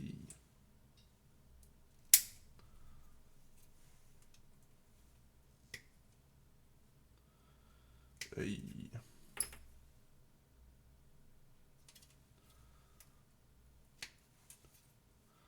Yeah, you got to paint the junk, mate.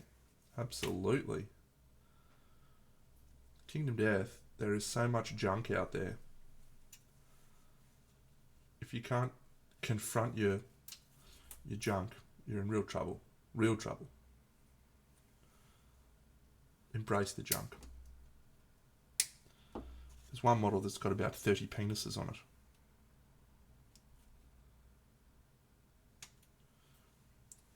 There's a pumpkin overflowing with them.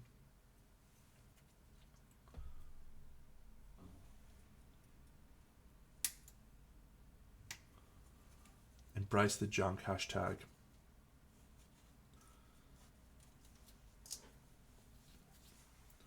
I'm on board. I'm on board with that hashtag assigned to me. Do you want to have a race, Magenta? See who paints more of the gambler's chest quicker.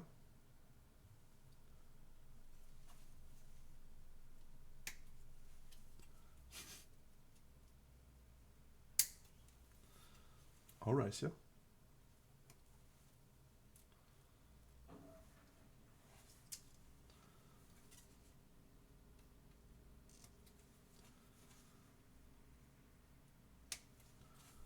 Come on.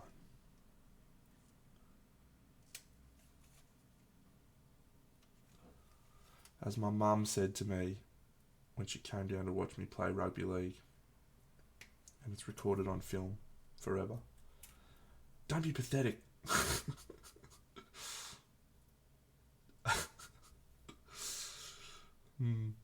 Good times.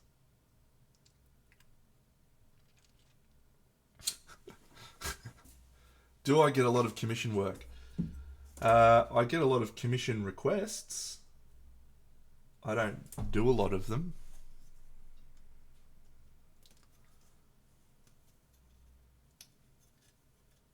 Unless that was directed at Magenta, in which case, answer away.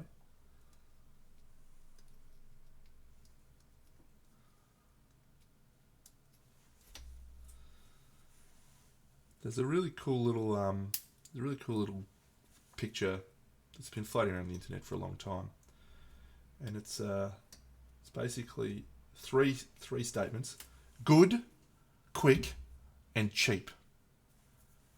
And you get to pick 2. You never get to pick all 3.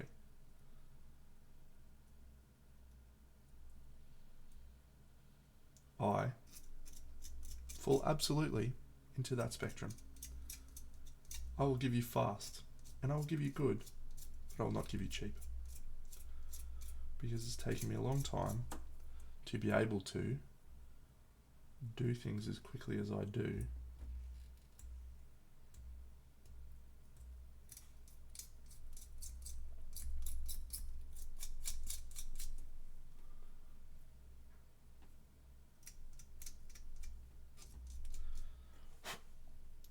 So that's why I don't get a lot of commissions, because First of all, I have a rule. I have a rule on commissions. So I've talked about this before, but I don't accept commissions if I'm not enthusiastic about the paint job.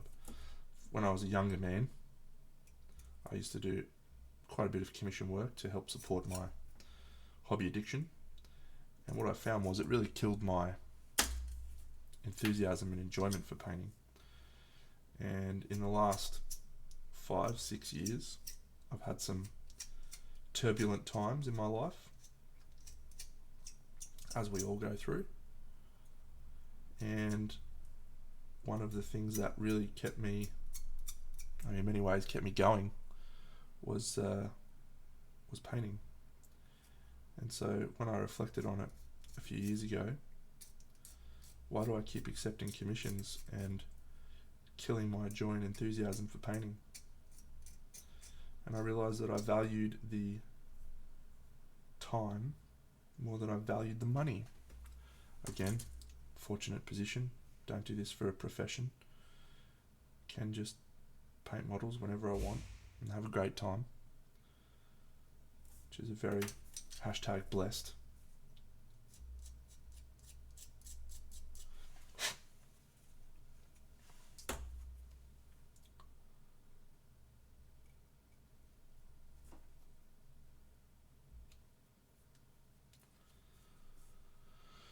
Bless the junk, indeed.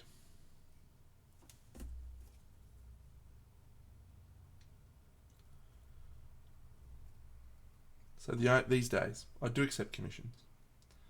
But the first rule of my commissions accepting is, do I want to paint this model? And if the answer is yes, then I move on to step 2, which is, do I have full creative control? If I have all decision making for the model, from colours or whatever, then I'm absolutely guaranteed to be able to do it in a time frame that's good and not feel like I'm hampered or restricted in any way. So those two things have to be true before I'll even move to quoting a price. And when I quote a price, I don't quote cheaply. My going rate that I work off is $40 per hour.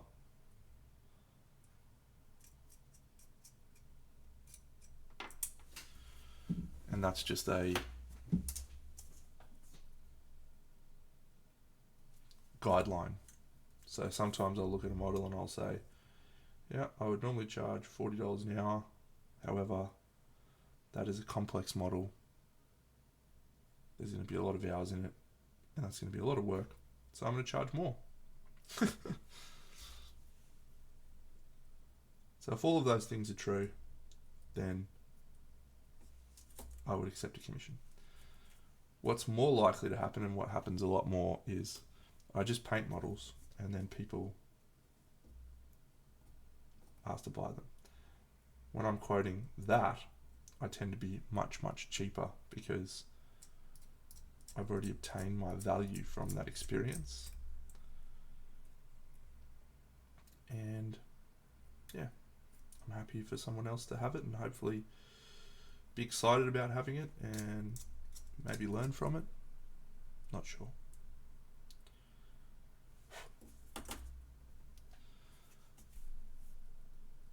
I've tried to demystify buying miniature art for many people.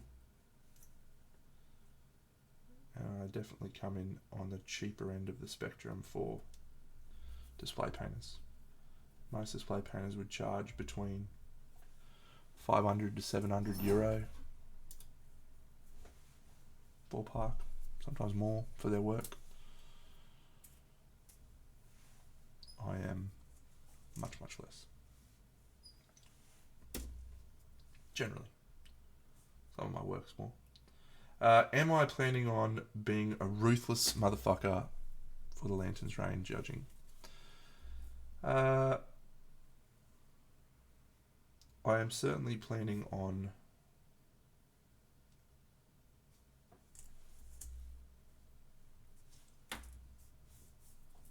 being thorough. Millennia and I have only had very preliminary discussions. First of all, I asked her if she would like me to do it again. Because I assumed that's an assumption that she would want me to do it again. So I said, I would love to be involved, but also understand if you want to have someone else, that would be fine.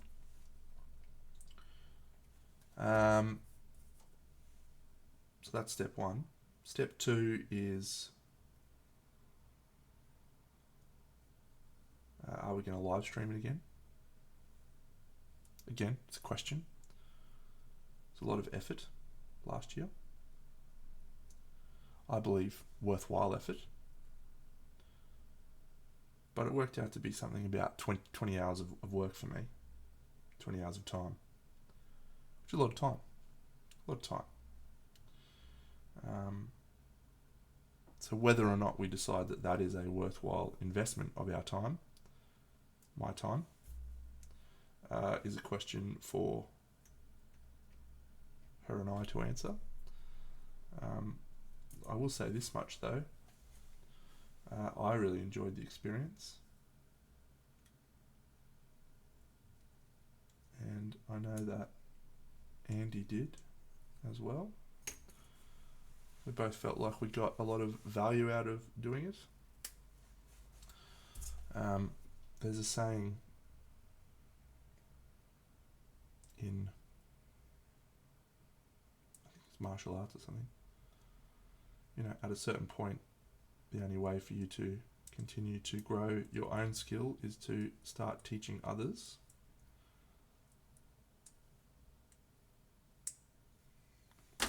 So spending that time doing the King of Death comp was absolutely beneficial for my my painting as well.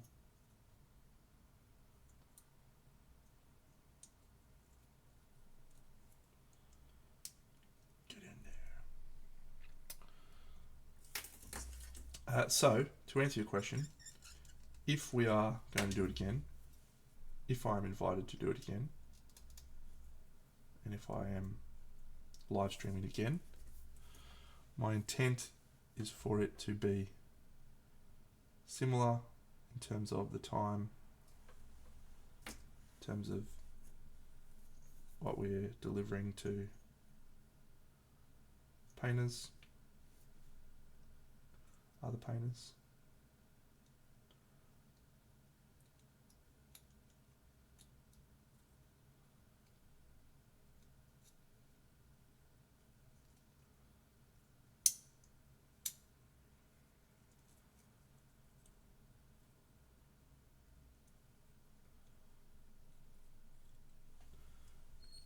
Why would you get in your home?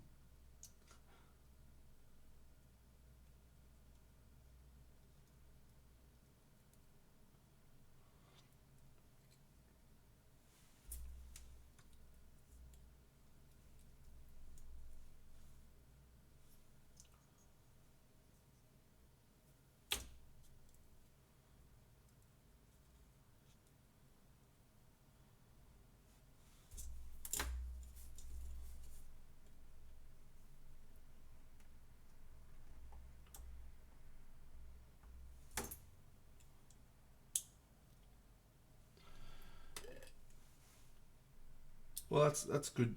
That's good feedback. That it helped you. I mean, that's the goal, right? That's the whole goal of the whole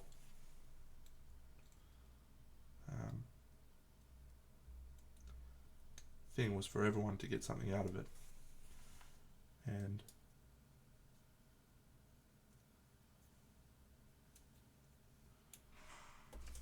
we, yeah, we gave up that time willingly. I certainly did. To support painters to get better. Andy has a great saying that he likes. We have one hand up and one hand down. Our hand up is reaching above us, asking for help. It's our job to make sure that we put our other hand down to help people. I like that saying. I like that perspective.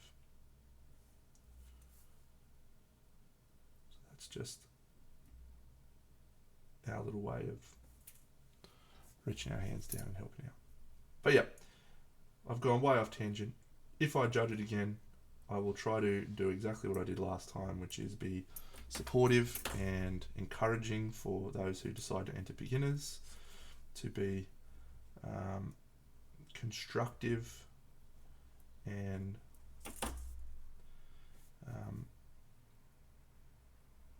respectful to those in the intermediate competition, and to be as ruthless and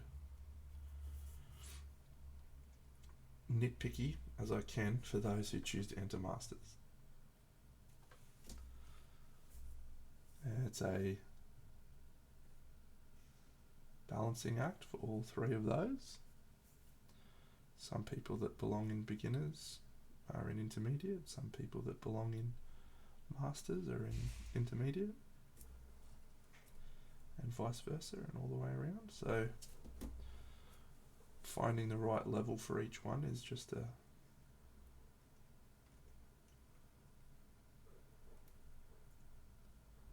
step-by-step approach. Look at this guy. What a sick dude. He's just standing there with his two swords, just chilling out by this little column. It's like, hey guys, look at me. I'm a cool guy. Here is my foot that really should have been glued with super glue and not plastic glue.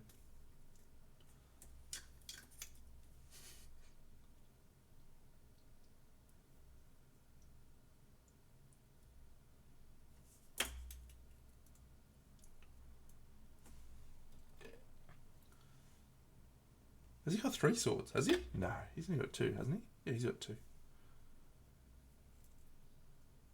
He's got 2. Just holding a dagger in each hand. Where's his 3rd sword? Ah, I see. I see. Very good.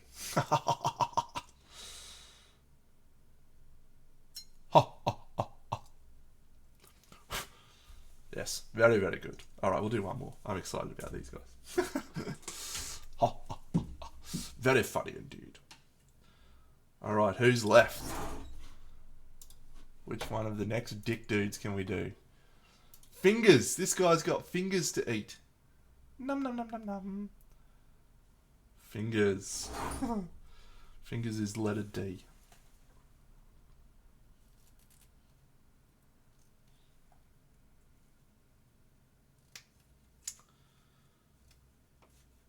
From a perspective of someone who was participating magenta, did you feel that there was value in all 3 categories for you? And I'm not really sure what your fucking entry was. Sorry, there was 100 odd entries, so I don't really remember too many of them. It was a long time. But from the perspective of, did you feel there was value from all 3 categories for you as a viewer? Or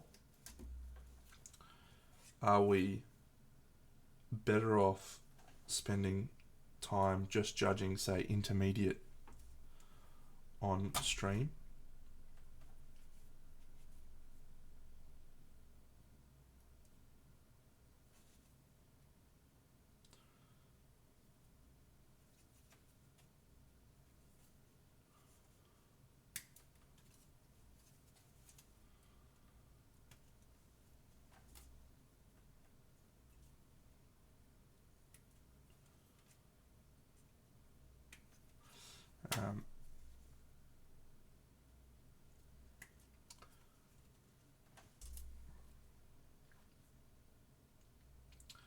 My issue with the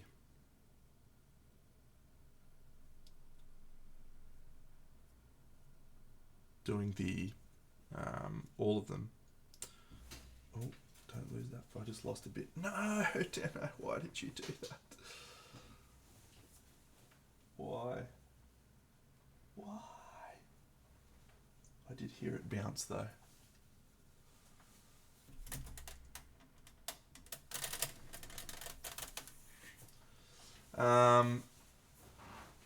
Big purple tentacle. I don't remember it, but I'm going to go back and look at it later on.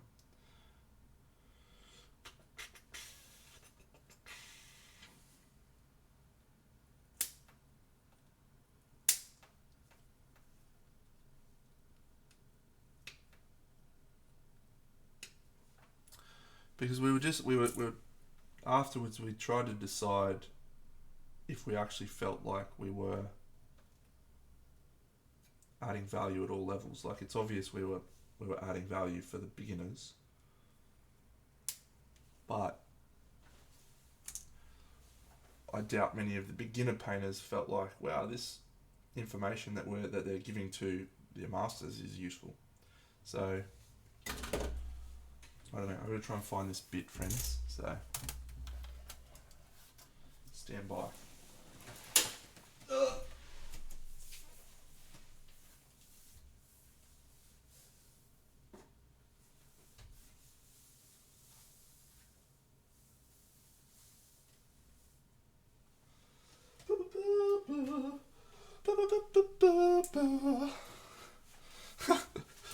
So lucky. That should have taken a lot longer. My tiles that are directly below me are grey. Of all the fucking tile colours they could have picked, it's grey. So every time I drop a fucking piece on the ground, it's fucked.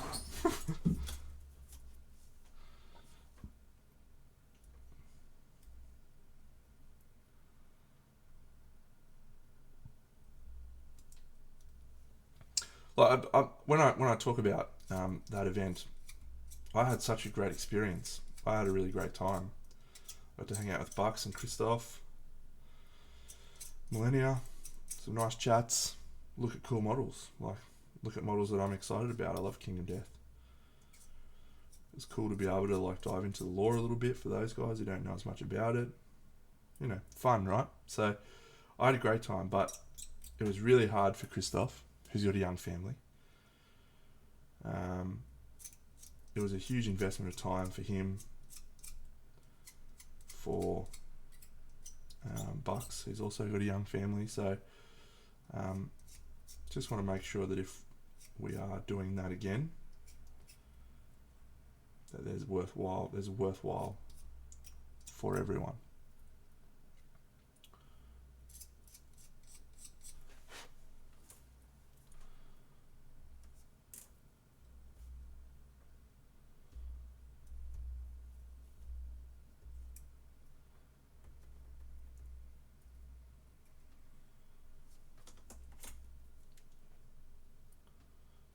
Oh.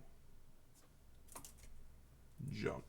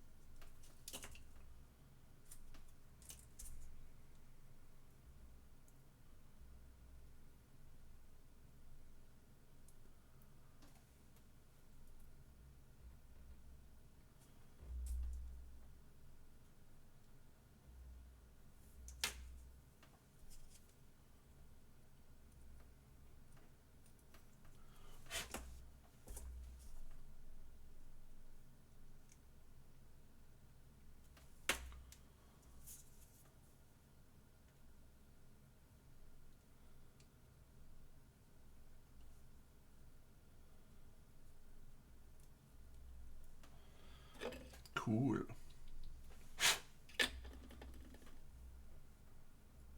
I'm glad we got more male genitalia in this game. It's good stuff.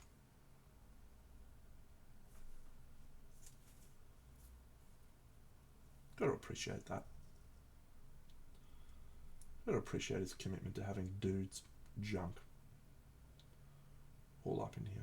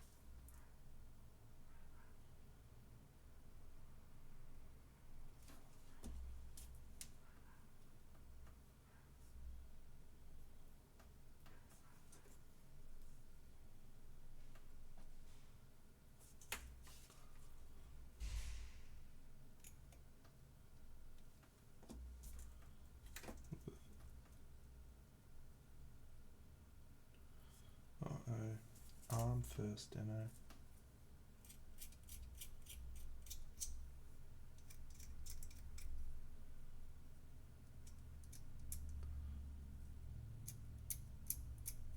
Oh, look at that vein. The ladies love a vascular man.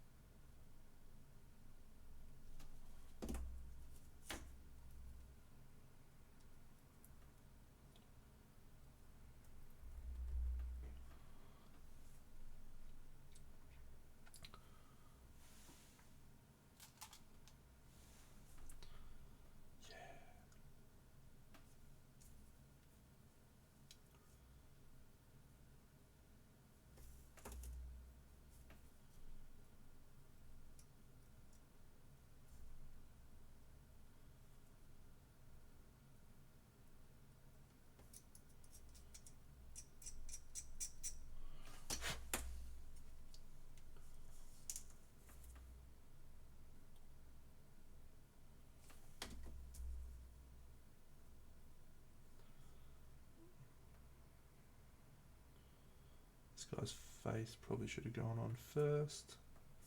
He's licking his lips.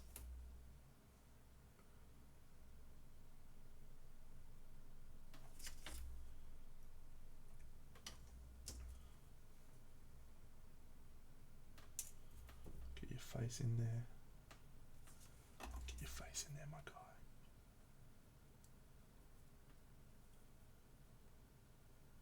Oh. Oh. He's a maniac. Maniac on the floor. Where's this chainy bit go? Where's this go? Is this on him? Chain. Come on, Dano. It's not a chain, mate. That is... No, it's from the other guy. That is a vertebrae U-spud.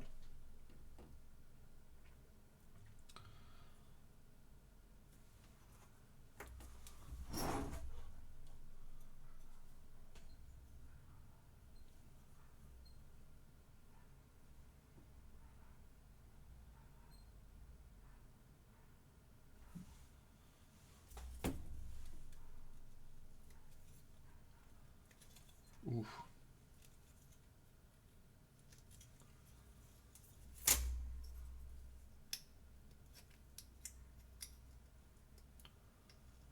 can feel my Jimmy's getting rustled already to play this game.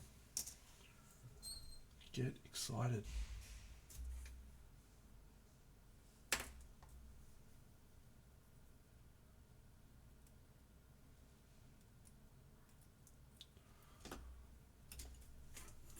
At this point, I've only got one bone eater to go. It's silly to not just do the one bone eater, isn't it?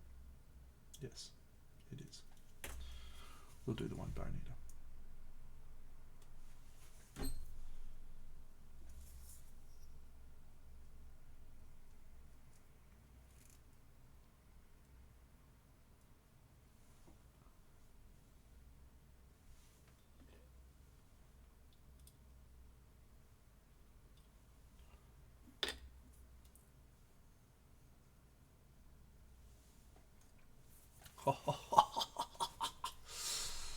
Woo!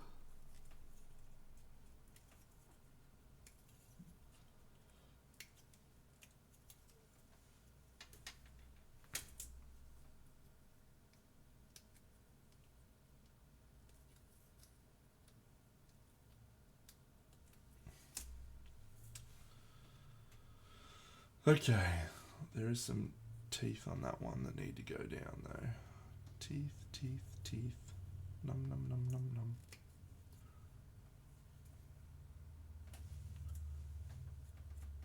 Yeah, we've gone for crazy faces all round, and I think that's a great move. Alright, we have the letter B. B for badass motherfucker. Which is what this last dude is. A badass mother who don't take no shit from nobody. Cool Runnings. Great film.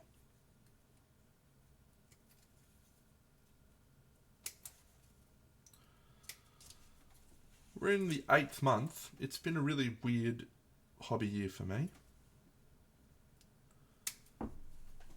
I have not really progressed in my goals of being a full dedicated diorama hobbyist, nor have I made more videos like I said to myself I wanted to at the start of the year. But I do feel like I've made some really positive headway in terms of building the community in Australia. We've had 3 events pop up this year, or 2 events pop up this year that we didn't have in the past. Oh, I've got the skull. And a lot of people really excited about painting in Australia. So it's kind of a weird year.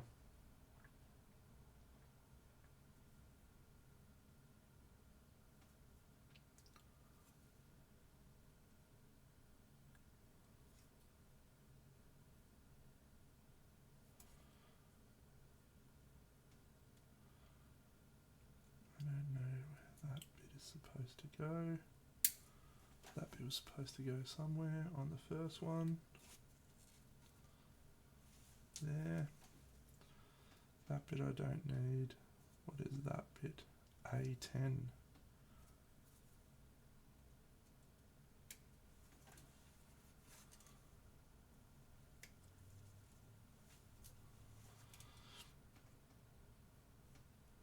I think we have just about everything. D is this one.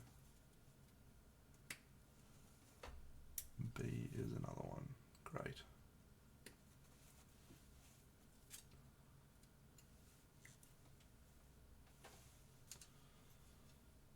I think we're done.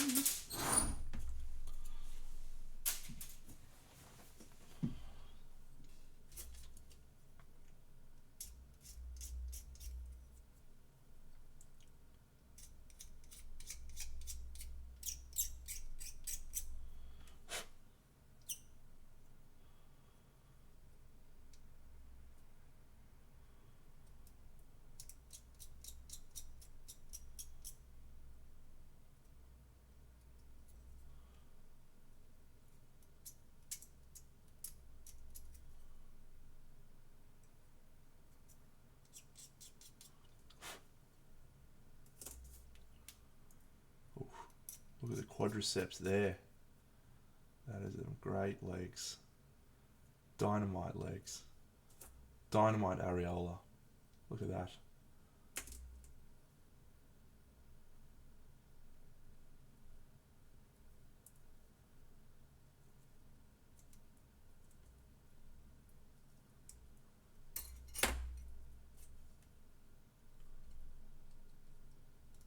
Oof.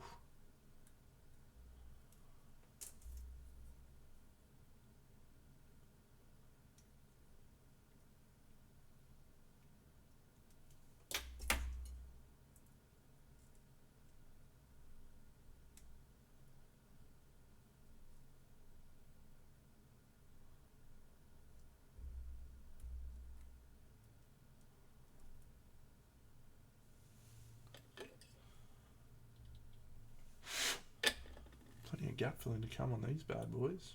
Jeepers.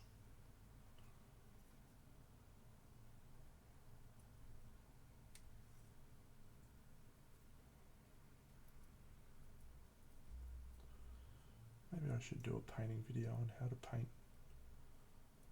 bone eaters. Maybe that's a way I can get my hobby back on track.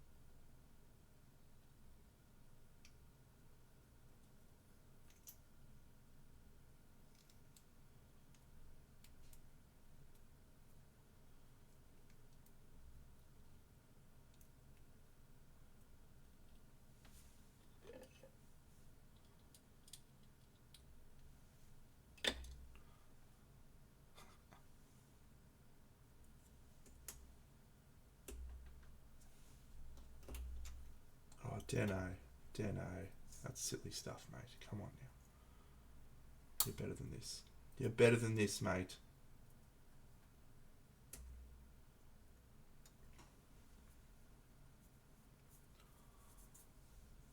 Just cut myself again with my knife. I'm having a really good day with knife wounds.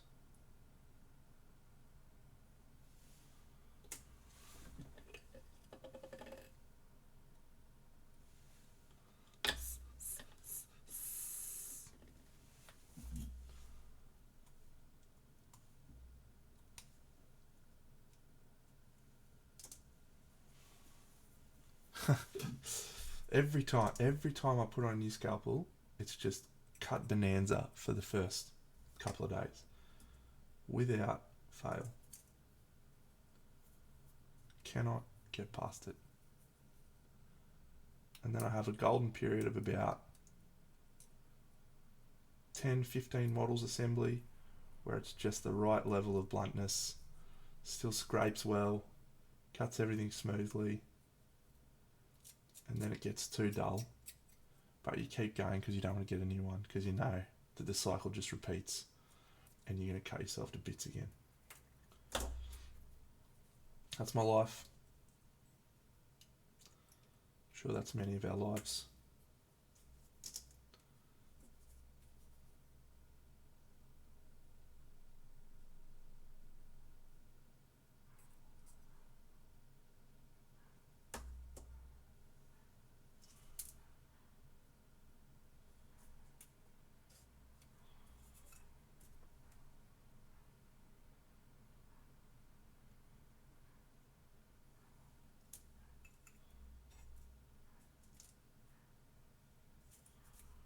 Is this supposed to go on the...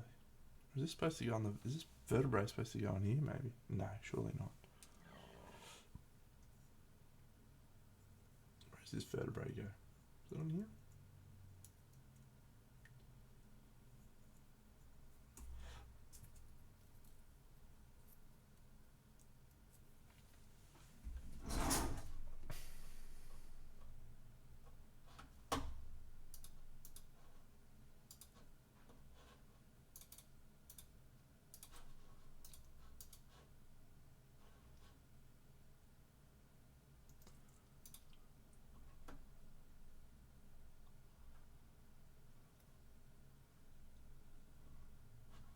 Where does this vertebrae go?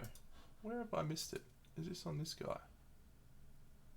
Ah, it's supposed to go on him.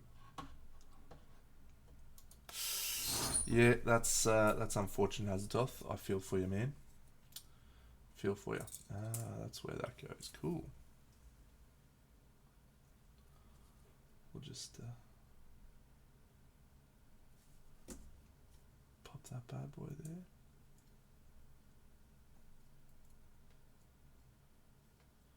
Oh, perfect.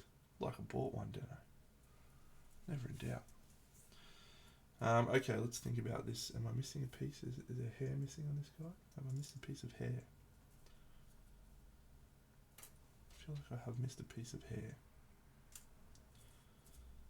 This knife goes upright into here. Great. We will use plastic cement, but we'll do that in a bit. This arm goes in here.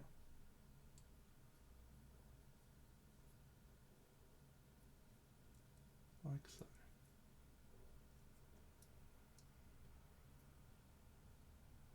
Like so. Yes.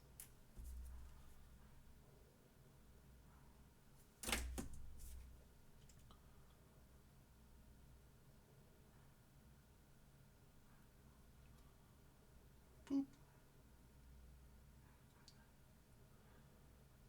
Great. This then goes on like this. Yes.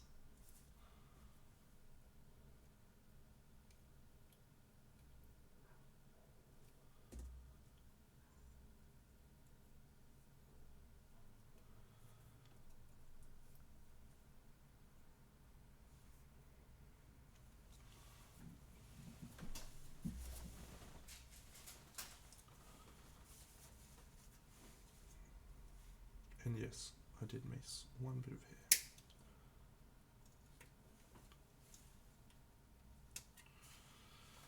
Whee! Do we go these two bits together? Yes, we do.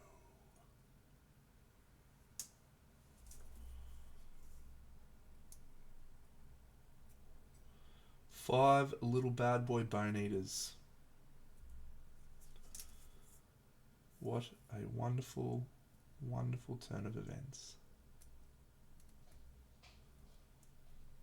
I wonder if I'm actually going to enjoy the bone eaters mechanics in the game. They're purely disruptive. Ah, hello there, young Andrew. How are you, buddy? Mate, I've got some good news for you. I've signed you up to be judge in the Kingdom Death Gambler's Chest painting competition. Hope you're okay with that, champion.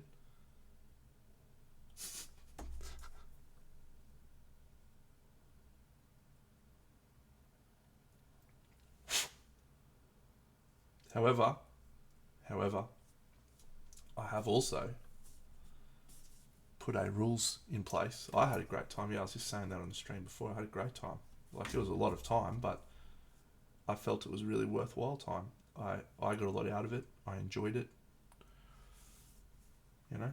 So, why not? However,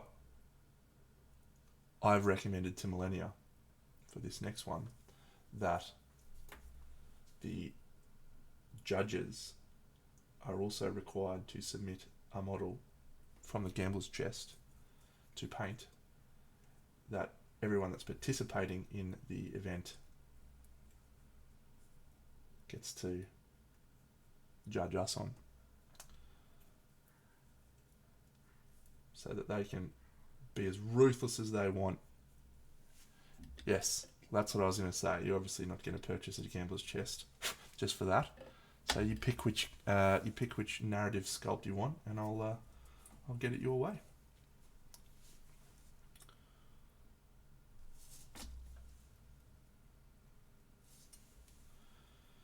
And in other news, it looks like the touch football team's going to go back to Wednesday nights, mate. So Party Monday's back. Party Monday will be back very soon.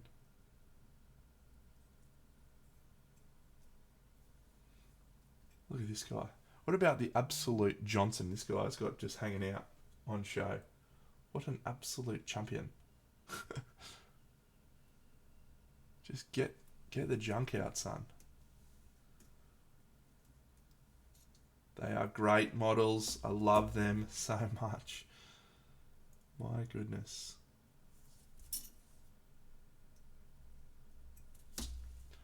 Alright, where does this little tooth go? Looks like it's going right there.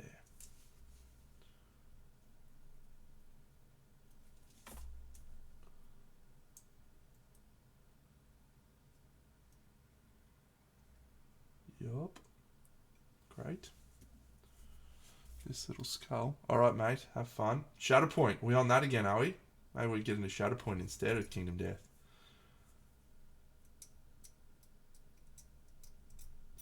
When Luke Skywalker comes in. Whew, can't wait. Yeah, I'll probably be on for a bit this afternoon. I think I'm going for a walk with Emma.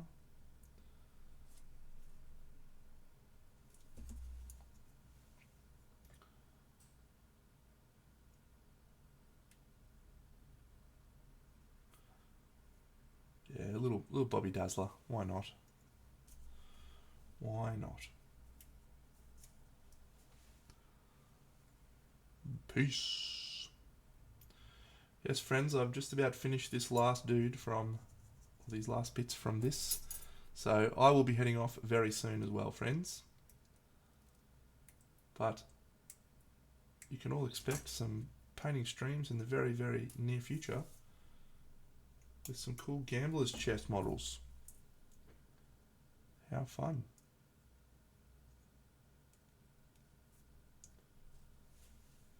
I can't wait.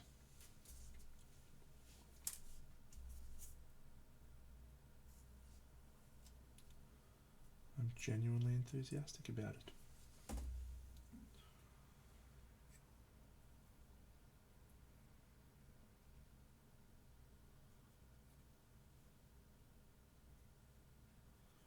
Alright, I just got to find where these two pieces go. This is a skull. Is there a skull somewhere? It's not on this one, is it? No. I think this one's... Oh, this one's from the skeleton's arm.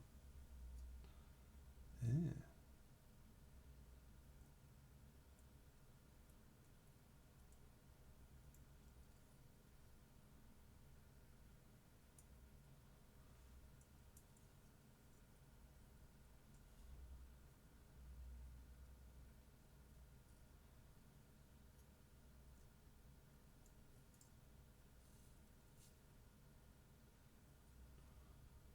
It's definitely from this spot. Where's it go though? How do you fit in there, you little fuck? Gotta go look.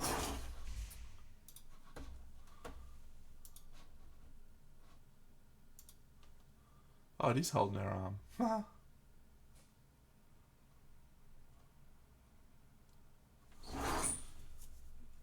Cool.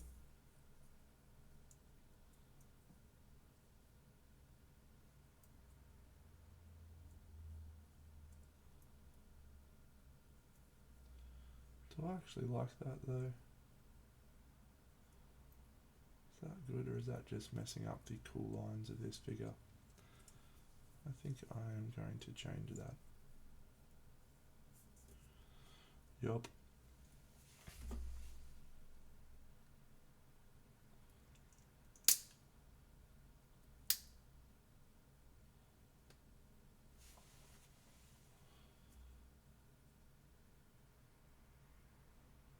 Yup. That's better.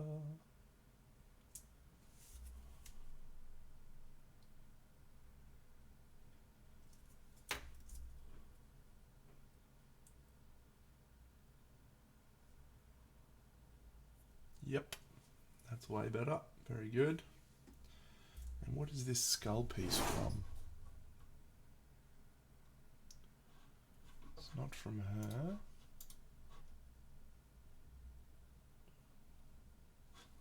It is not from her. Is it from this guy? I think it is. It's on the base. Yep. Column guy. Base. Skull bit. Here.